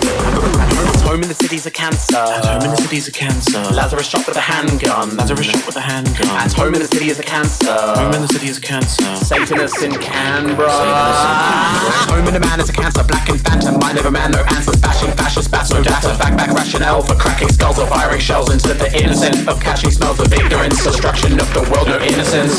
Unfultured timidest. They try to find their inner bliss. They just don't know that they should not be into this. I'm just not into this. They work until their fingers split. No family, no kids. What happened? No kids, not Christians, such a tragedy, no violence, only cricket is the destiny of those who finish in wickedness. Hey, excuse me while I go the other way. They tell me that they're happy, that they're atheists and gay. Then I see the depression post and I'm like, no way. Tackling the hatcheries of worst men, verily killing themselves for posterity. Getting better money but not among better things. Telling me they're happy but they seem to lose energy. It better be true, prepared to see anything's worse than what's on earth. I mean, honestly, getting second death for death ecstasy. The path that you like, it's right next to me.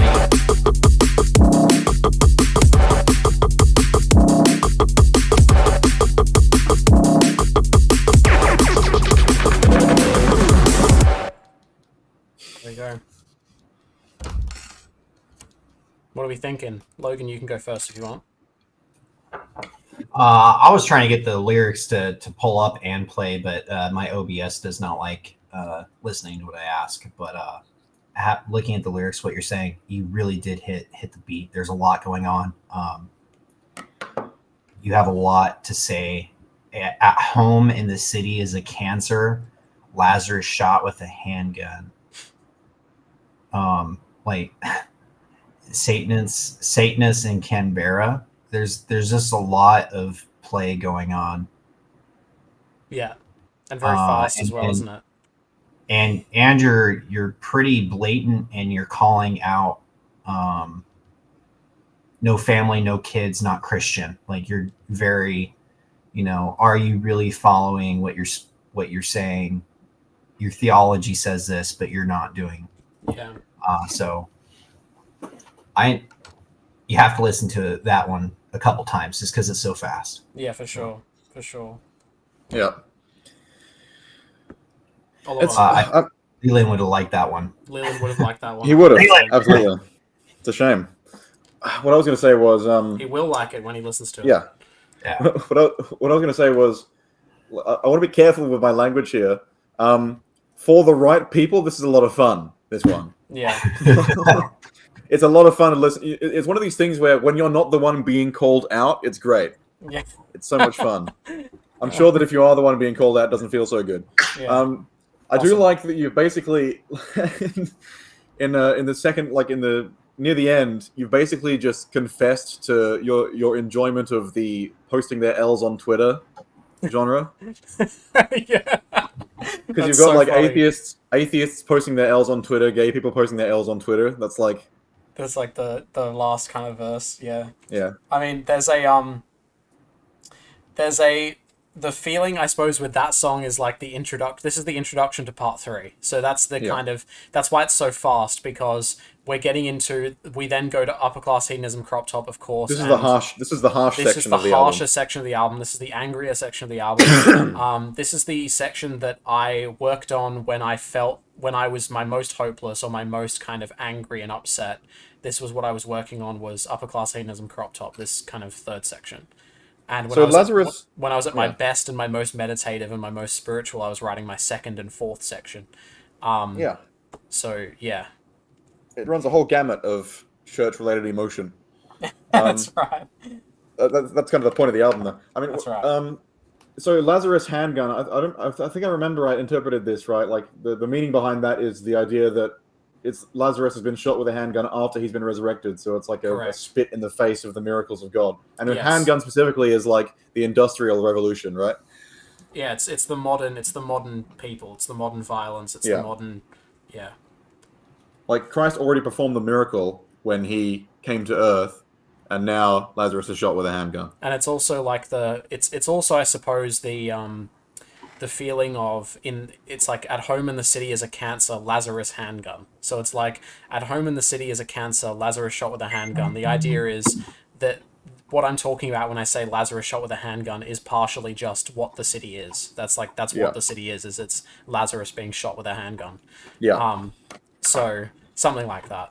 Like I said, that lyric I didn't really have much of an idea as to what it meant until after I wrote it, because it just felt like that was what I was supposed to write. And then the lyric has kind of unfolded as I've listened to it more and more, I suppose. Interesting. Yeah. I just want to add that like the track title, Upper Class Hedonism Crop Top. Yeah, this is the next track. Like it's such a that like it's leading to this, because this is Lazarus Handgun, right? So the first track was Lazarus Handgun of Upper Class Hedonism Crop Top, and now this track is actual Upper Class. This is the title. This is the title of the track for this part. Yeah. Yeah. Looking at the lyrics, it's like they continue with each other. So, yeah, 100%. So let's get into it, I suppose. It's going to be spicy. Absolutely, and follow along the lyrics, you two, on the Bandcamp, so you can follow it. I'd like to see Paul Joseph Watson express his rage at the world with this much class. Let's go. Upper Class Hedonism Crop Top. I'd respect him more if he did that.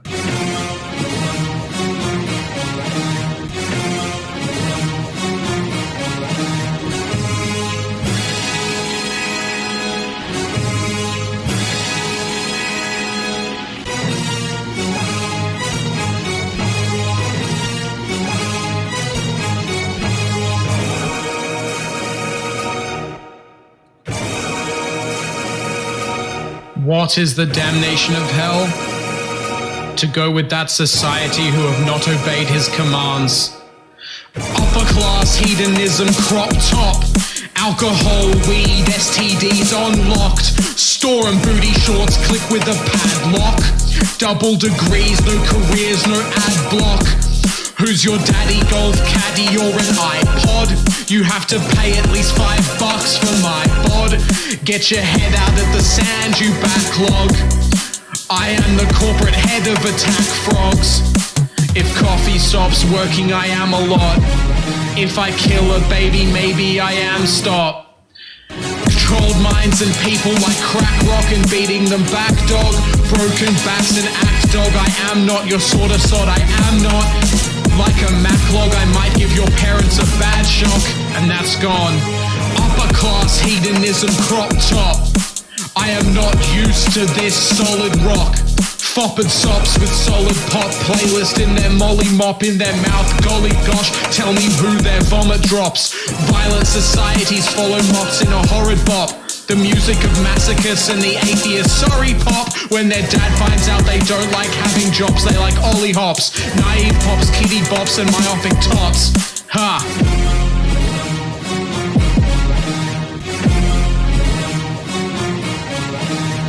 A full swimming pool, drowning kids and no one cool. Blinking fools at stinking schools to see if they will earn their gruel. It's flipping cruel. Force humans from their place of rest to abattoir your daily bread. Expose yourself to earn your head and then give up and go to bed and never let them see your credit very red. Beer eye for the queer guy with the stink eye for the weird tie. Yes, critical eyes for youth who want to be the sky and see their time. We lie to them all the time. It's unkind and it's blind.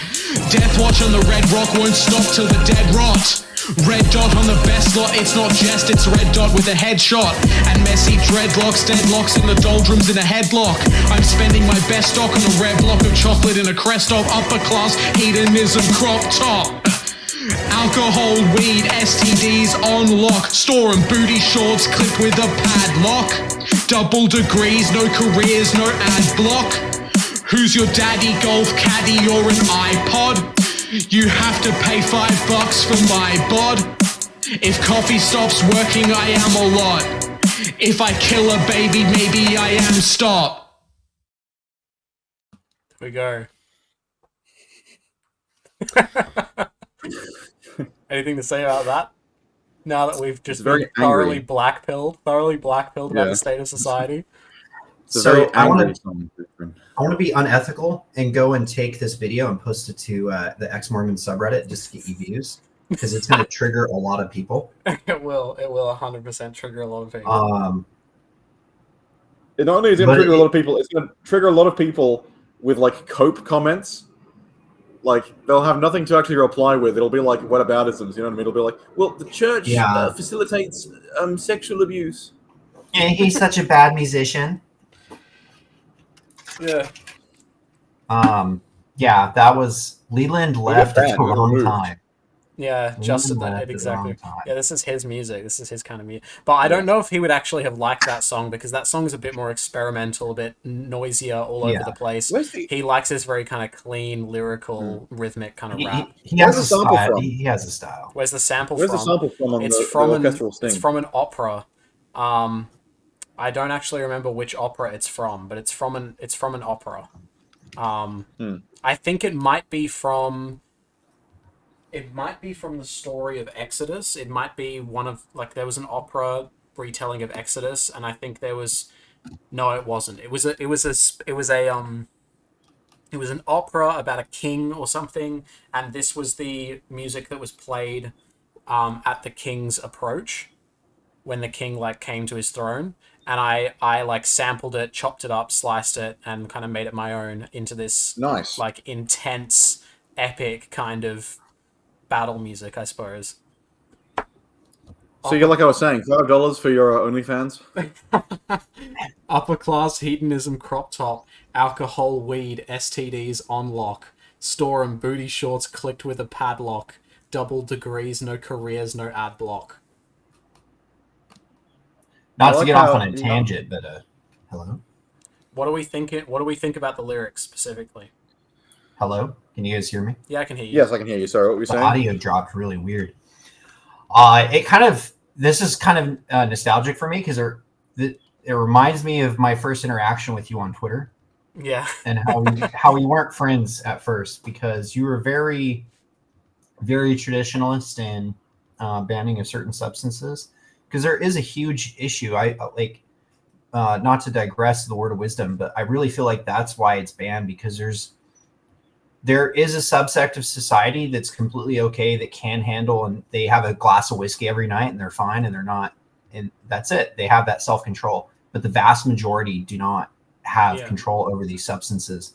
I think the church itself has been very clear that they don't feel inclined at the evidence right now to change anything for the allowing the use of certain substances, just because there's such a high addiction rate. And the whole point is to have control of your body, and introducing things that don't allow you to have control is kind of there. So there's going to be a lot of those I quit the church for drinking coffee people upset at these lyrics, and it's just showing where their priorities are to where your priorities are.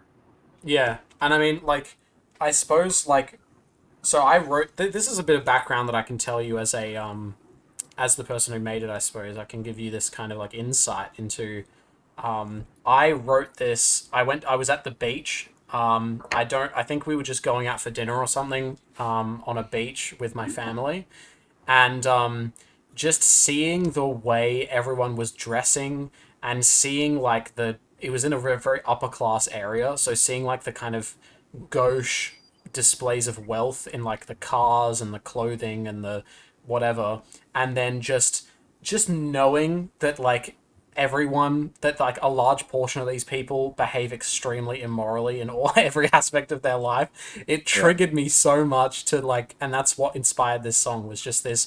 I just saw the absolute like clothes that was so expensive but barely covered any of the body and all that kind of stuff, and I just went upper class hedonism, crop top, alcohol, I can tell that's STDs, what it was. On lock, store of booty shorts, click with a padlock, and it just I can imagine clicked.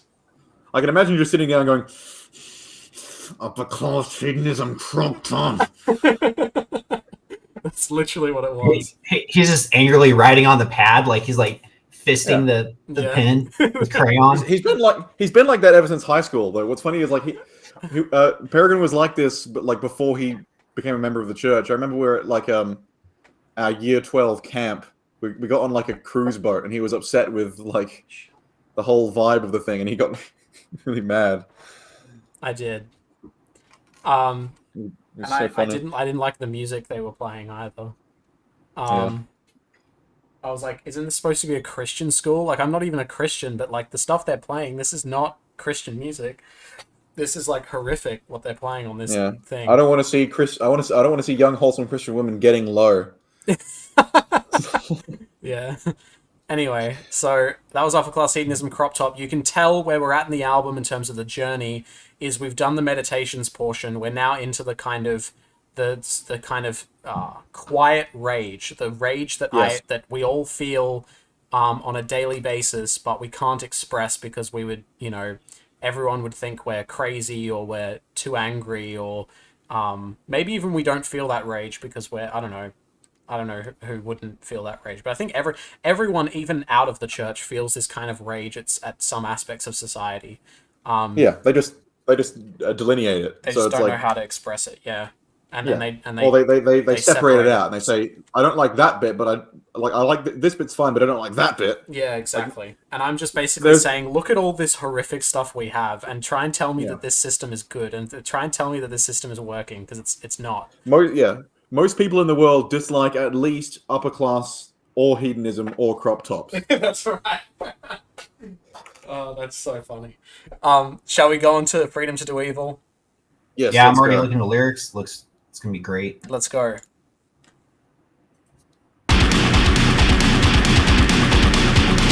Atheist religions worshipping the system, freedom to believe it is a contradiction. Faith against Satan, God against pagans, and truth against those who are not gonna make it. Stand up for the right, banish evil tonight. Tear down their halls of pride, build up the walls of light. I will not stand for Babylon anymore. I will not eat the devil's religions killing children, freedom to do evil is a contradiction. Faith against suicide, God against genocide, truth against those who think it's not black and white. Stand up for the right, banish evil tonight. Tear down their halls of light, build up the walls of light. I will not stand for Babylon anymore. I will not eat the devil's feast.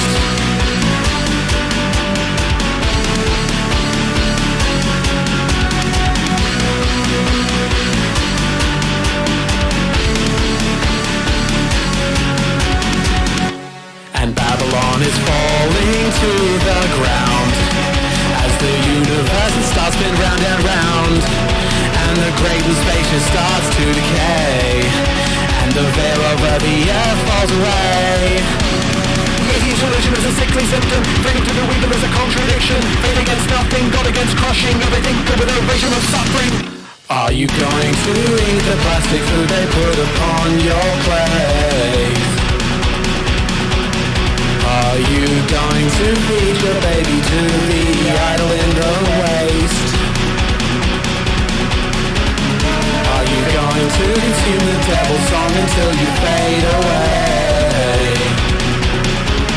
Are you going to stand your ground when they tell you to obey? Atheist religion is worshipping the system. Freedom to the weevil is a contradiction. The atheist religion is killing children. Freedom to the weevil is a contradiction. The atheist religion is a sickly symptom. Freedom to the weevil is a contradiction. The atheist religion takes your life and throws it away and never sees all right. Stand up for the right, banish evil tonight. Tear down their halls of light, build up the walls of light. I will not stand for Babylon anymore. I will not eat the devil's feast.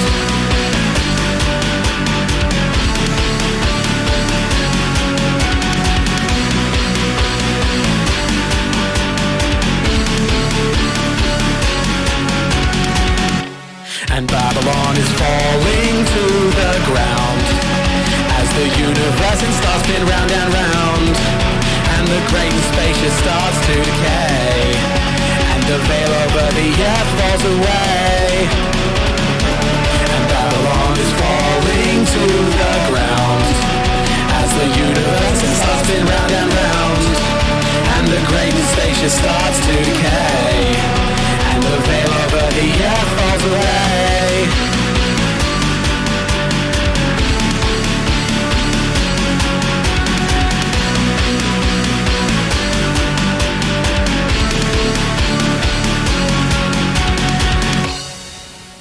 There we go.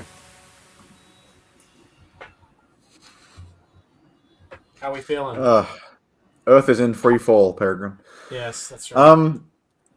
I tell you what. So, I love my melodies. You've got the cheat code for me with that one, because like I think I've said specifically that specific chord progression, na na na na na na na na, that is like one of my favorite things. So whenever I hear that in something, I automatically like it more.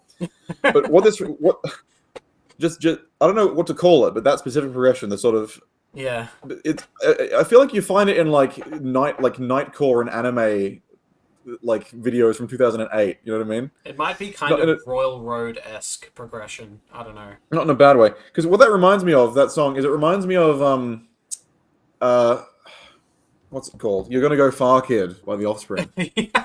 Yeah. Which is one of my I kind of love that song in a guilty pleasure sort of way. I love how edgy and teenaged it makes me feel when I listen to it. Yeah. And that's got a very similar feeling to me. It's like I love the punk sort of edge and slightly juvenile determination to it. Yeah. It's one of my favorites on the album. I just love the whole. This feels like it feels like one of those songs they call like a dangerous song. You know what I mean? Yeah. Like, this is a dangerous anthem. It's inciting violence. It's Holland's Muskets. Yeah. The atheist religion is killing children. Freedom to the is a contradiction. I feel like I cheated having early access to this song, trying to work with some stuff. I love the song. I feel like it does match the vibe of like Offspring. It's like a song that was like, it was too late, but now it's just on time, if it makes sense. Like, it would have been if this was coming out during the same time as the Offspring, this would be a banger on all the radios. Yeah. It's all the Christian conservative radio stations. Yeah, definitely not K-Love, because they only play 5 artists. Yeah. And continue to play the same album over and over and over. But just the lyrics are just so good. Like, it's definitely all over the place. This is definitely more of like a traditional song in terms of structure, the melody, the subtle rhyming. I just love the lyrics. Eat the plastic food they put on your plate. Yeah. And then it's asking the listener questions, and it makes you very engaged. So yeah, that's my kind of propaganda song. That's my kind of Rage Against the Machine, killing in the name of style. Like, you know, this is me very much trying to get a message across.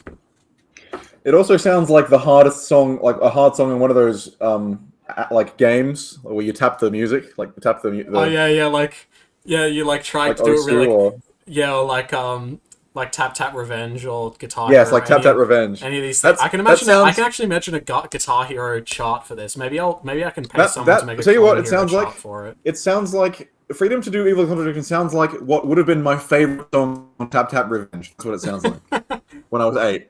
I would have played it over and over again. Yeah, I can imagine like the thumbs moving as to the rhythm of the yeah. Good stuff. And that is also like, get out of here, Death Cab for Cutie. It's another one of those kind Peregrine. of what I am calling rocktronica songs, where it's like it's a rock song but made entirely with synthesizers, like Child of Light and like Save Me and The Atonement, etc.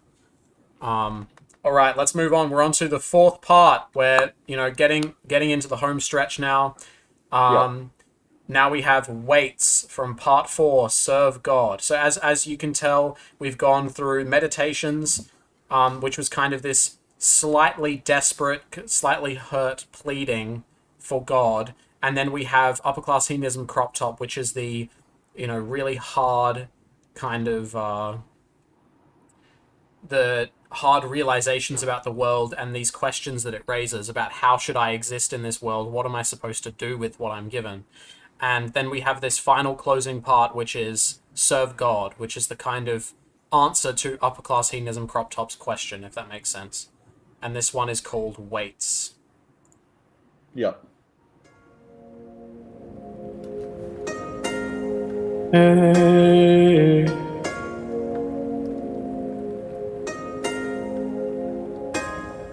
The biggest black pill, white pill you've ever seen.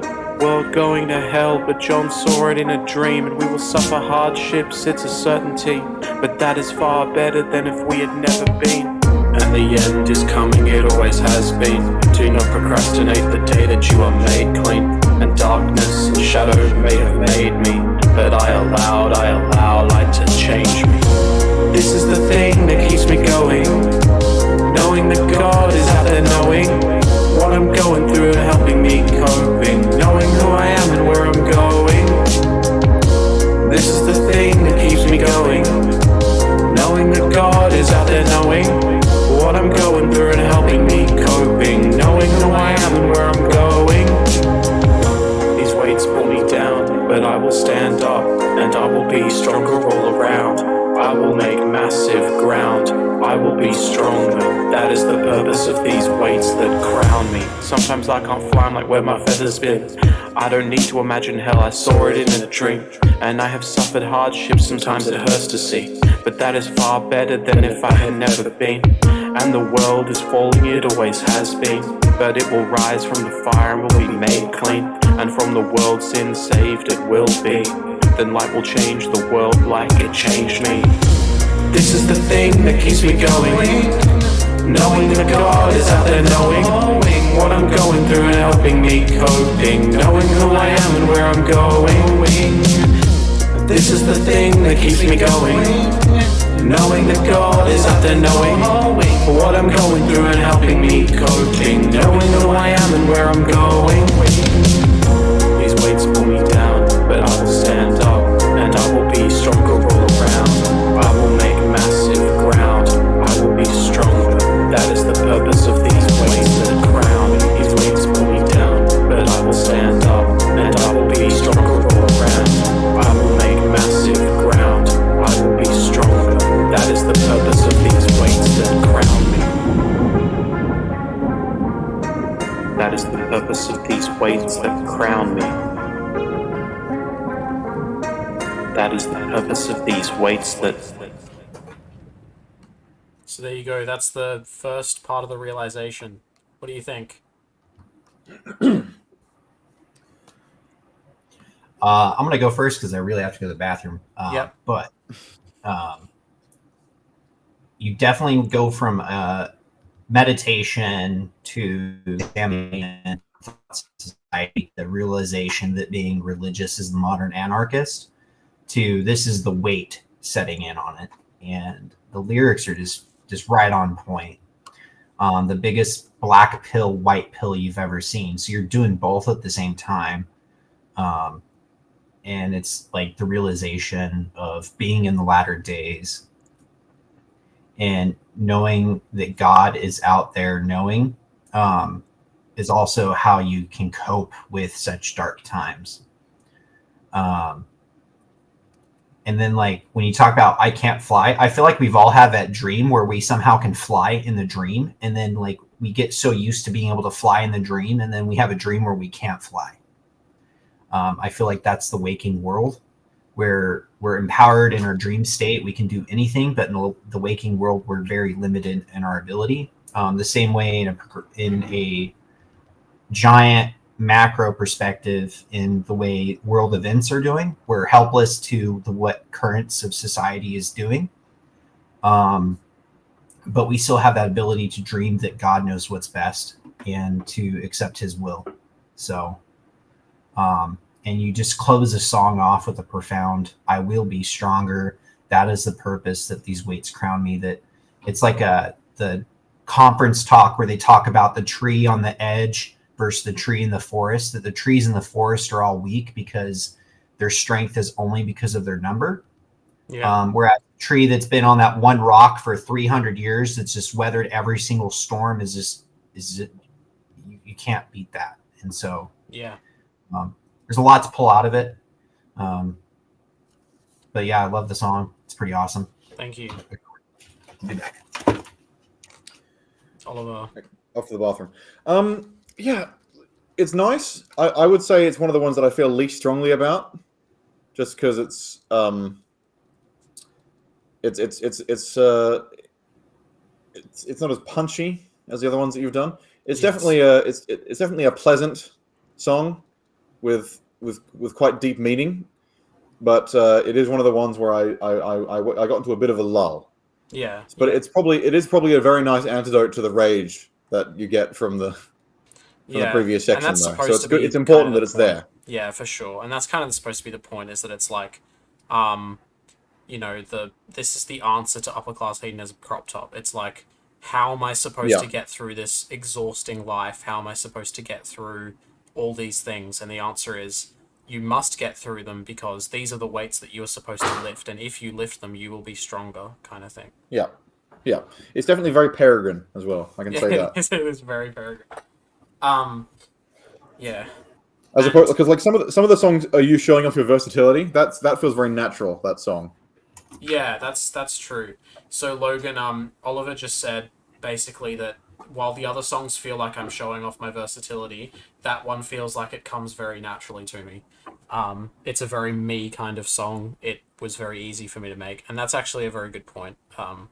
And I was just saying how this whole section is basically the answer to how am I supposed to continue in this world with it being the way that it is. And weights is that first answer. It's like, yes, I must continue because these struggles will make me stronger, basically. That it works, and we're about to listen to Stargaze, which is, I feel like, Weights Part 2. And again, your music composition is just beautiful when you've composed this album and placed it in such a way that it in itself, it's like a modern opera. Yeah, and it is a bit of a concept album, but more in like a kind of thematically, it's a concept album, where the themes kind of tell the story of the listener almost. That was kind of the idea. So this one's actually a funny video because Oliver helped me record it. So Oliver actually was there. He was there for the filming of this video, so that's fun. Let's go Stargazing by Peregrine. And I think there's a censored thing in this video as well. This is the first and only censored portion of the album.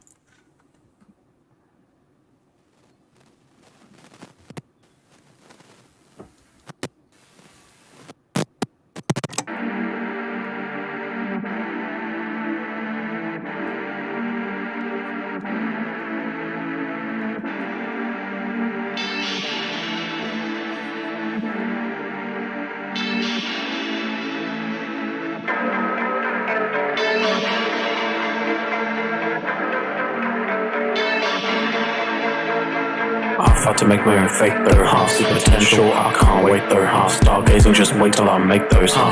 Fire in my eye like I'm Kratos, huh?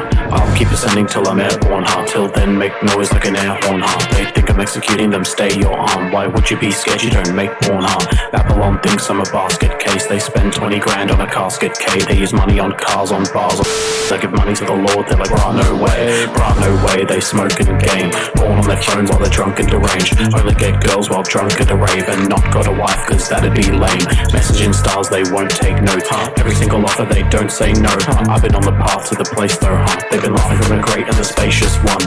I fight to make my own fate though, huh? See potential, I can't wait though, huh? Stargazing, just wait till I make those, huh? Fire in my eye like I'm Kratos, huh? I fight to make my own fate though, huh? See potential, I can't wait though, huh? Stargazing, just wait till I make those, huh? Fire in my eye like I'm Kratos, huh? Made in the image of a maker, huh? Take no losses, I save those, huh? Keep them and save them for later, huh? And bring them all out for my haters, huh? I create for my own sake, so, huh? When other people like it, that's great, so, huh? When God says it's good, I don't change no bars. I'm the go, why? Because I say so, huh? Salute to the prophet and the savior, huh? All my dead friends, I'ma see you later, huh? I'm a son of the creator, huh? Every soul a son and a greater son. All forever, all graves undone. Every dead soul remade, so, huh? Your life is what you make of one. You'll answer for your behavior, huh? I fight to make my own fate though, huh? See potential, I can't wait though, huh? Stargazing, just wait till I make those, huh? Fire in my eye like I'm Kratos, huh? I fight to make my own fate though, huh? See potential, I can't wait though, huh? Stargazing, just wait till I make those, huh? Fire in my eye like I'm Kratos, huh? There you go, that's stargazing. So we've now moved from a huh and then a yeah. Now it's a oh huh. Yeah, that's right. That's literally, and it's actually funny. That's literally what I was doing. Because I was like, I started out with I fight to make my own fate though, huh? That was what I started with. And then, of course, from there, the lyrics kind of grew, you know, I don't change no bars. Because I say so, huh? You know, and it just grew out of there. A-oh, huh? Yeah. Yeah, well, there you go. So what I would say about that one is if we're looking at the arc of the story, once again, if this is the story of a person, you know, going through life, observing the sinfulness of the world around them, this is definitely like the adult. It's like the adult version of the angry teenage badassery. So like, you've got the angry teenage badass element in the Freedom to Evil Contradiction, but it's you know, slightly juvenile and kind of edgy. This is as powerful and as like I would say as, you know, intimidating, but in a much more reserved way that makes it sound grown up. So this is the point. This is the warrior that's been fighting for many years, speaking, you know, sauntering with ease because he's got convictions, but he doesn't have to raise his voice. Yeah. I love that. That makes me very happy because, of course, that's kind of the vibe of that song is that this is the grown-up kind of, yeah, you're going to make fun of me. Yeah, you're going to dislike me. You're going to dislike my views. You're going to dislike whatever. And this kind of this, you're right, this kind of sauntering, well, you know what? I don't care. I'm going to fight to make my own fate. Yeah. See potential. I can't wait. Yeah. Logan, what have you got to say? Oh, we can't hear you. Your microphone's broken. Sorry, I put it on mute so we don't get ASMR of me breathing into the thing as we're watching, as I get excited. I just have to say the music video drip was hilarious.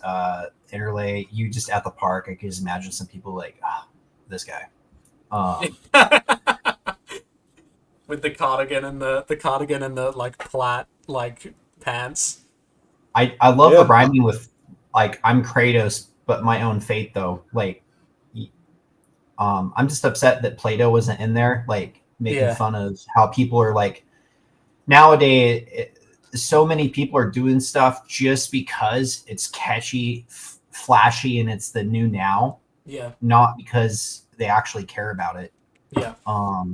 Like I've literally heard, I've been eavesdropping in on conversations where people are like, I want to do X, Y, and Z, but I don't really like X, Y, and Z, but I want to feel left out. So like, I don't know, if I do X, I could do Y, or I should do Y, or what do you think? And it's like, why are you trying to fit a mold that isn't you. Yeah. It's not real. It's a false god. Quit worshiping it. Do your own thing. And if the world makes fun of you for it, or they try to cancel you for your beliefs, that's just them. That's their bigotry and their self-hatred being reflected on you for being a stout like that. So yeah, for sure. And that's like 100%. That's you so even call real. it out in your song. You'll answer for you at Judgment Day. Your actions will be reflected on. That's right. On your moment. Yeah, and another thing that I speak about in that song is, you know, they spend money on cars, on bars, on censor bar, right? They spend money on all of these things that don't actually really matter. And like $20,000 on a casket. Yeah, exactly. You know, they spend 20 grand on a casket, okay? They use money on cars, on bars, on I give money to the Lord. They're like, brah, no way. It's like, and it's like these people have the goal to then, you know, make fun of us for paying tithing. And it's like, bro, you literally spent $10,000 on a casket. You literally spend like so much money on vapes and weed, and you're here lecturing me about what I should and should not spend money on. And it's just, it's this. We pay our time. You pay your tax to the Prince of the World. Yeah. It's like the opposite when Jesus said, you know, give unto to Caesar what is Caesar's, but like what Caesar's asking for is nuts. Like you're saying that I am traditionalist when I'm trying to help humanity by donating to a good cause, whereas you're just giving away money. Like I know people I pay around $5,000 in tithing. Not pay, but donate. I know people who exceed that for Starbucks alone, and it's like, but I'm the one that's using my discretionary spending correctly, and I'm using charity, and you're upset that I'm not using it like discretionary spending on something meaningless. Yeah, exactly. Alrighty, so now we're going to move on the topic of all of that, and furthermore on the topic of finding your place within this kind of society, and on the topic of mountaintop music and, you know, the kind of Twitter kind of space that some of us kind of occupy. This is Deseration in brackets interlude. So this is just a small little interlude paying my respects to the people who've brought me here, I suppose, and to the kind of all my friends in the online kind of LDS space, and this is Deseration.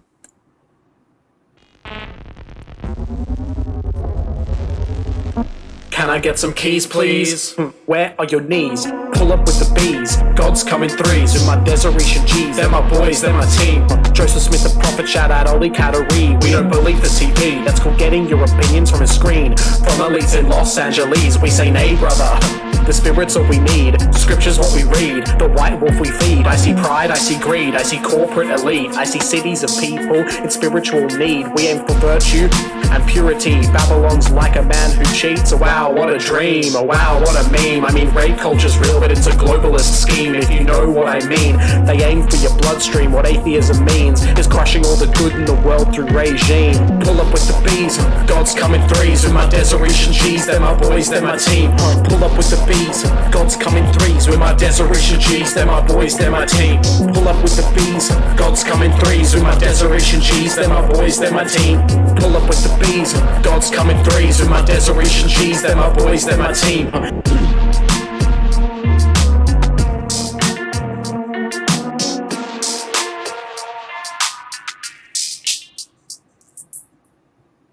Great. There you go. Just a short little song there. One verse and two hooks. Yeah, it's cute. And of course, it's a little tongue-in-cheek. It's a little, like, more of a light-hearted song, but... Well, I'm not one of those G's, unfortunately, but I can appreciate it. If we take Twitter circles, I'm not anyone's G, because every time someone posts that, like, I feel like I interact with them all the time. I'm always saying something, but apparently not. So yeah, I mean, like, I don't... somebody posts that, I'm just ready for shame and betrayal. I mean, I don't really like those Twitter circles for that reason, because it's like, yeah, there's so many people who are... Like, for example, like, I don't think I was on Lego Joseph Smith's at all, but, I mean, I He's always talking with you. Yeah, exactly. But I mean, most of the time when we're talking in like, the GC or whatever, or we're, going back and forth on Twitter a little bit. But it's like, it doesn't matter whether I'm in someone's, circle or not. That what matters is, do they consider me a friend? Do I consider them a friend? Are we like, acquaintances? Do we know each other? That's what I care about. But I don't like the circles because it does create this kind of tribal infighting and whatever. I was happy to see that I was on Bo James' circle though. That was fun. Because I don't feel like I interact with him that much. I love him and he's great and we do like message, like DM quite a bit. But I don't know. It was a pleasant surprise that I was on his. I haven't been on anyone's. I haven't seen myself on anyone's, but on his I was, so I was happy about that. Anyway, Deseration, that was mostly kind of like a statement of, I don't know, to be honest. That one is a kind of more lighthearted, bit of a break. We're now approaching the end of the album. That was me paying my respects to those around me who've helped me so much. And then we go on to the last 3 tracks on the album. And these are kind of like a trio that go together. We have Serve God, and then we have Running, and then we have Fractals. So let's do Serve God now. Is this one a lyric video? Yes, it is. Yeah. Okay, I'll leave it on this one. Oh, I should know.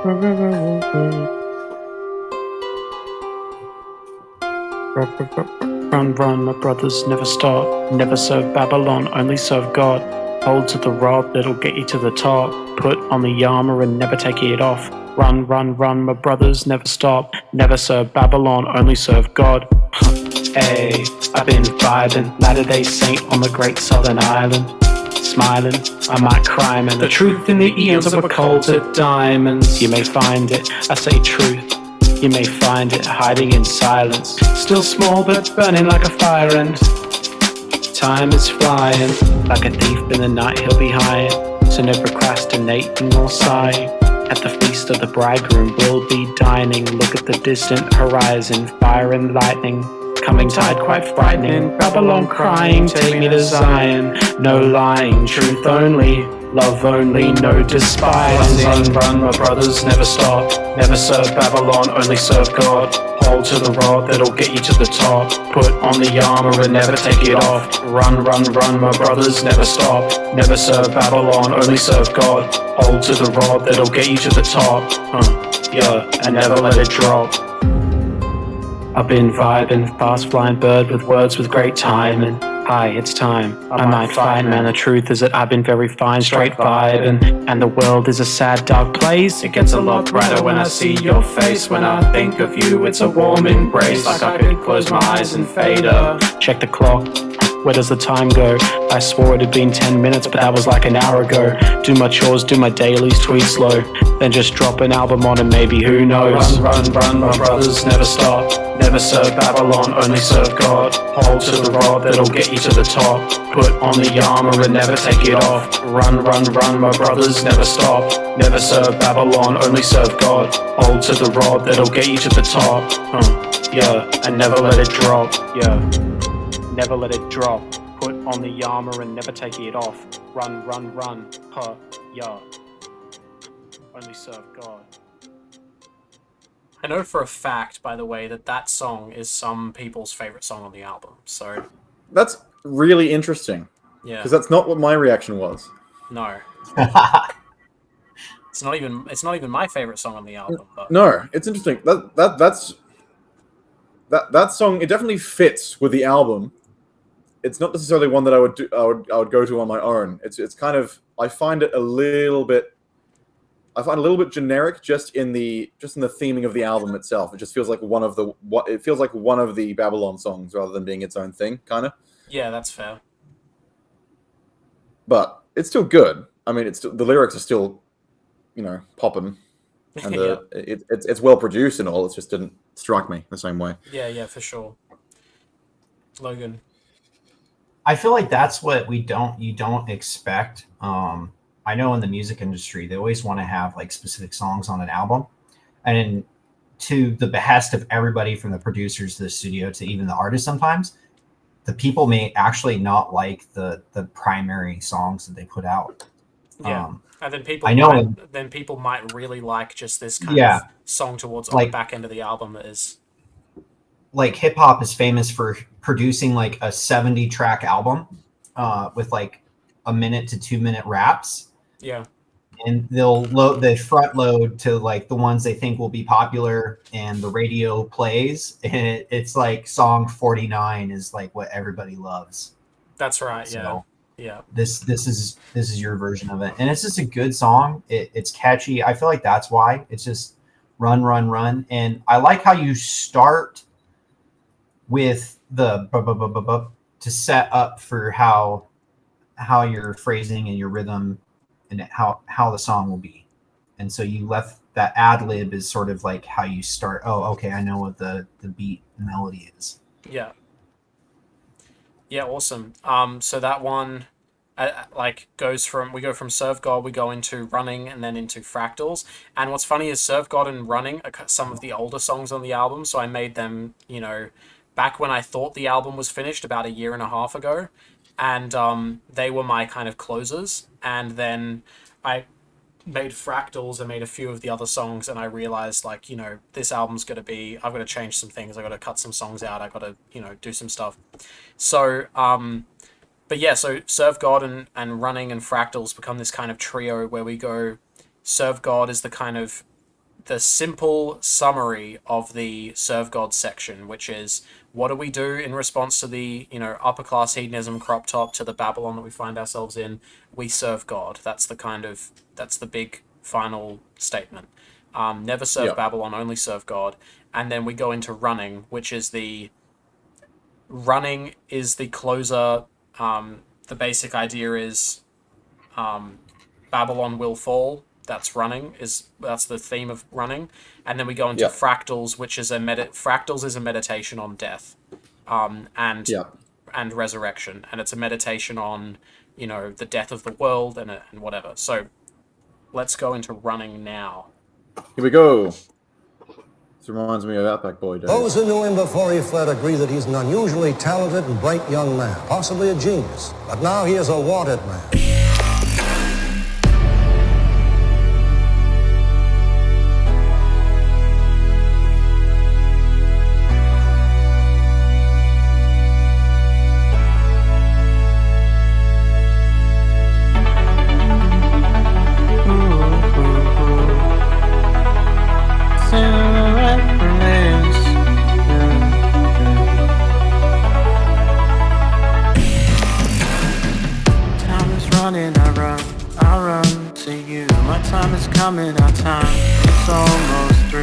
Say the world isn't ending, you say I'm depressive. Always the descent comes before the ascending. Can Babylon come back from this? Can Babylon stay? Let's not be pretending. Time is running, I run to you. My time is coming, our time is almost through. Adam's calling and Christ will let us through. God is coming, don't doubt it's true. They say that there's nothing wrong with the state of our conscience, that we can belong with the Greek and the Romans.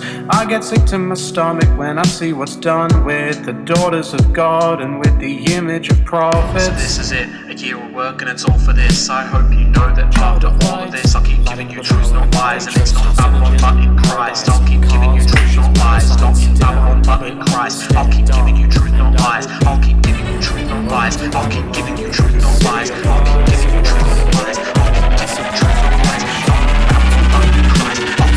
you truth, not lies. I'll keep giving you truth, not lies. Time is running, I run to you. My time is coming, our time is almost through. Adam's calling and Christ will let us through. God is coming, don't doubt it's true. Time is running, I run to you. My time is coming, our time is almost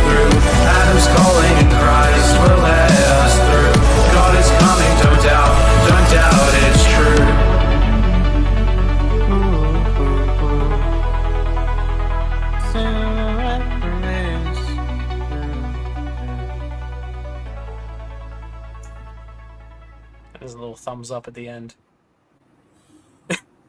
There you go. Thoughts? I love that one. That's very me. That's what I come here for. I love the hope that comes out of that one. I'm a melody guy. I love that beautiful undercurrent of the sort of, again, not just, some people would say it's childlike, and I wouldn't, because I'm childlike, and to me that's just what beauty is. It reminds me of, there's a lot of things it reminds me of. It reminds me of like the wholesomeness of Owl City, yeah, kind of, which is a guilty pleasure usually for lots of people. Like I think most people love Owl City, but don't want other people to know that they do,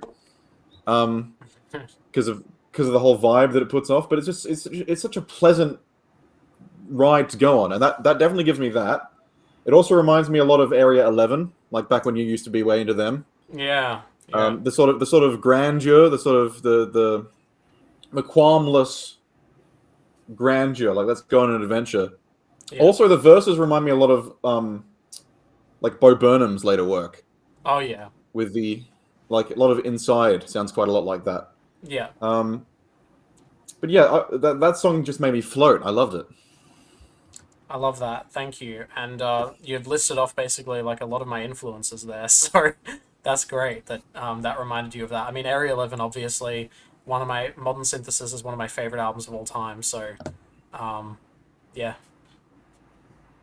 Good. And I can't top what Oliver said, so I'll just be quiet on this one. It's a good track. I like the video of you just messing around in your room. Just shows you're just a dude and you're living like in your spare room making music. And so if people get mad at you, I'm just a dude in my room making music. Like, yeah. I mean that is like, and your hate's getting me streams, so let's do it. I mean, and that's what I was going for. Is like I want people to see that like this is how I make music. Is like this is you said it was like my spare room.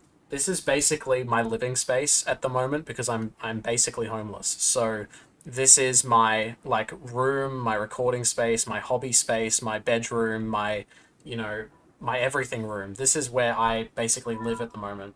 And so this room means a lot for the album because it's where a lot of the album was produced and where a lot of the kind of editing was done, and so for that reason it's a very important space. And so I thought I needed to include that in the kind of runtime of the videos because I want people to see where I'm coming from and where my space is, where my place is,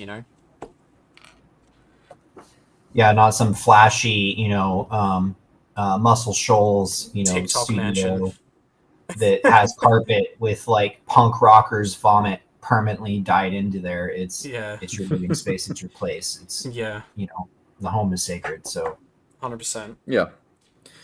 It's Mormon's office where he's putting together the Holy Scripture. Yeah. And this is the final this is the final song of the album. This is the death of the album, and this is Fractal. Okay, I'm ready. Oh no. So what's up? Oh, my OBS is freezing, so my computer might die on me. Okay. Shall we wait? Yeah, just keep going. I may have to I'll listen to the song, back out, restart, and call you guys. Okay, no worries. Sounds good. So just play it. I'll listen.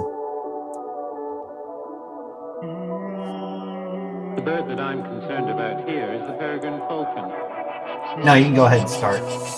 Sitting in the city in the mayhem, I don't wanna be with the mayhem. I wanna build a city in the Mayfair, far from the crowd and what they're saying. Cause the city is a daycare, I don't know if I can stay here. Set my mind's in a gray stare, with the faith that I'll make it.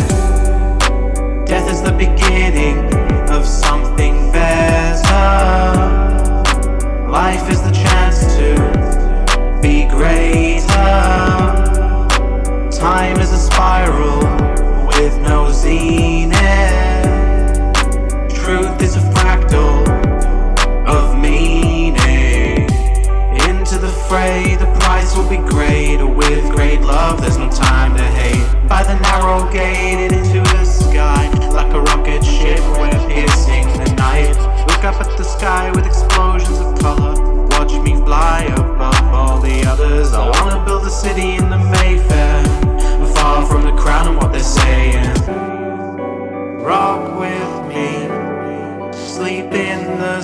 stars. Find us flying, find us finding who we are. And the night is dark. In the sky is a spark. Death is the beginning of something better. Life is the chance to be greater. Time is a spiral with no zenith. Truth is a fractal of meaning. The world is a temple of worship. Death is baptism by immersion. At birth anointed with a purpose. After death resurrected with new garments. Made king by the anointing ordinance. See light in the things before us. And the king made these things before us. To our birth a right to restore us. Death is the beginning of something better. Life is the chance to be greater. Time is a spiral with no zenith. Truth is a fractal of meaning. Death is the beginning of something better. Life is the chance to be greater. Time is a spiral with no zenith.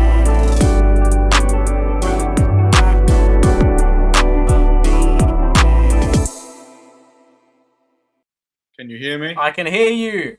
Fantastic. And now we're just All waiting right. on Logan, I suppose. But shall I talk until then? Yeah, for sure, for sure. Okay. So when you said that was the death of the album, that really clicked with me. So I was thinking about it because it's a very interesting note to end the album on. It's a note of almost mystery, right? Because death is the road to awe, right? Which is that line from The Fountain, I think, Darren Aronofsky, right? So it's not a sad ending. It's not a triumphant ending. It's kind of just it's a looking into the void, I would say, but not void. It's like facing forwards to the future of the universe. So it's one of the most contemplative ones on the album. You've got a lot of these Nibley-esque ponderings going in it.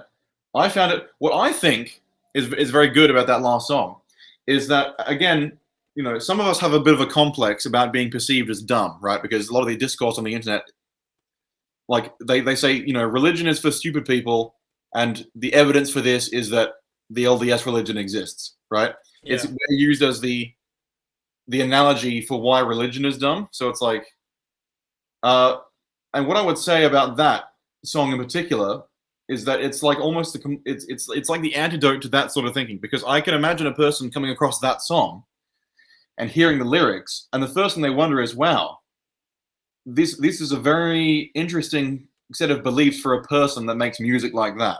Yeah. Like, yeah. So that would drive a person to be very curious to learn more, I think. Like if they heard you saying that, they would say, ooh, what's this person's mind like? So it's almost like a signature on the end of the album, I would say. And it's got a tone much similar. It's a bit more like Save Me, but it's got the most unique tone out of perhaps any of the songs, in my opinion.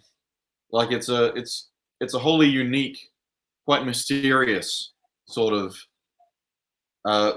salutation to the listener. Yeah. Inviting them to think more, I would say. For sure. It's got a very interesting melodic structure, and it's very engaging for that reason. Yeah, thank you. I appreciate that. I think Logan's computer has died. We've been dropping like flies due to technical difficulties, but so it's just you and me again. I think at the end of all of that, we've come to the kind of oh, he's here. I spoke too soon. Oh, good. Would you like to say anything about that final song, the kind of send-off for the album? I didn't listen to that one yet. Okay, no worries. But I definitely will at some point give a drop. I did read the lyrics though, and based off what I saw and what you've put out so far, like it's a really interesting album. Some people are going to have a hard time with it, and some people are going to really enjoy it and listen through it several times. And like we talked about, "Serve God" is like that just random song. There's definitely some on here I didn't expect. But To now be that so you see good. them there, do you think they fit within the general kind of story of the album? Yes. I know we were talking about, me doing a possible cover of Freedom to Do Evil is a Contradiction. Yeah. But I actually saw a different song that I liked, but like You that's can, what I you think can do is both if you want. What was the other one you were thinking of? Babylon. Oh yeah. Oh, that'd be sick. Just the way it's set up is very Like very different. So I think Welcome to Babylon. I can imagine that. I can imagine like a metal cover of Babylon. For sure. But just the album itself is all over there. People are gonna find offense at everything, which just the amount of offense people have today is just kind of running all over. And your commentary on it, it's a very different album. The theme through it is Peregrine. It's just that's your signature, and it's all over the place, and it really shows a culmination of your years of experience in music production. I don't know if a lot of people know that, but like my man's is heavily invested in music. Yeah, So yeah. I've been doing this a long time. Yeah. It's really good. I've enjoyed it. Lovely. Well, thank you, both of you, for sitting through the whole thing with me, and thank you to Leiland for sticking around for the first half of the album. He had to run for his child. But thank you so much for your feedback and for the giving the album a chance, and to all of you out there listening who are watching this on YouTube. Thanks for giving us a chance, giving my album a chance, and listening. And I hope you enjoyed it. You can expect quite a few more albums from me over the course of this year. I have probably one more Peregrine album coming out this year, possibly two. And then I have a couple other artists on Mountaintop Music that are releasing albums this year as well. So we have a little dungeon synth project called Navu, which might be releasing their first album this year. And we have another album from, I think it's probably the first or second album from Bo Krug, which will not be coming out on Mountaintop Music, but he is a Mountaintop Music artist. So we've got a lot of music coming out this year. So stick around and keep your ears to the floor in regards to these things coming out. And I'm sure Oliver Locke has been working on a bedroom pop project, so that might be coming out. See something from me, yeah. And I know that Spiritual Danger Close or A Type in Shadow have been working on that little EP or that little project that you're working on, Logan. And so stay excited for all that stuff coming out. It's going to be a great year for Latter-day Saint music from Mountaintop Music. So, all right. Any last words we want to say before we sign off? I'm satisfied. We still done the thing after? I'm not gonna lie. It's lunchtime, and this stream was a lot longer than I expected. But maybe we can organize another time. Hit it up another day. Yeah, and I'd like to have I'd like to have Leiland for that too. So maybe we should organize sometime in the morning for him. Redo it again. Evening for us, that we can chat with Leiland about the stuff we wanted to talk about. Yeah. Sweet. Alrighty.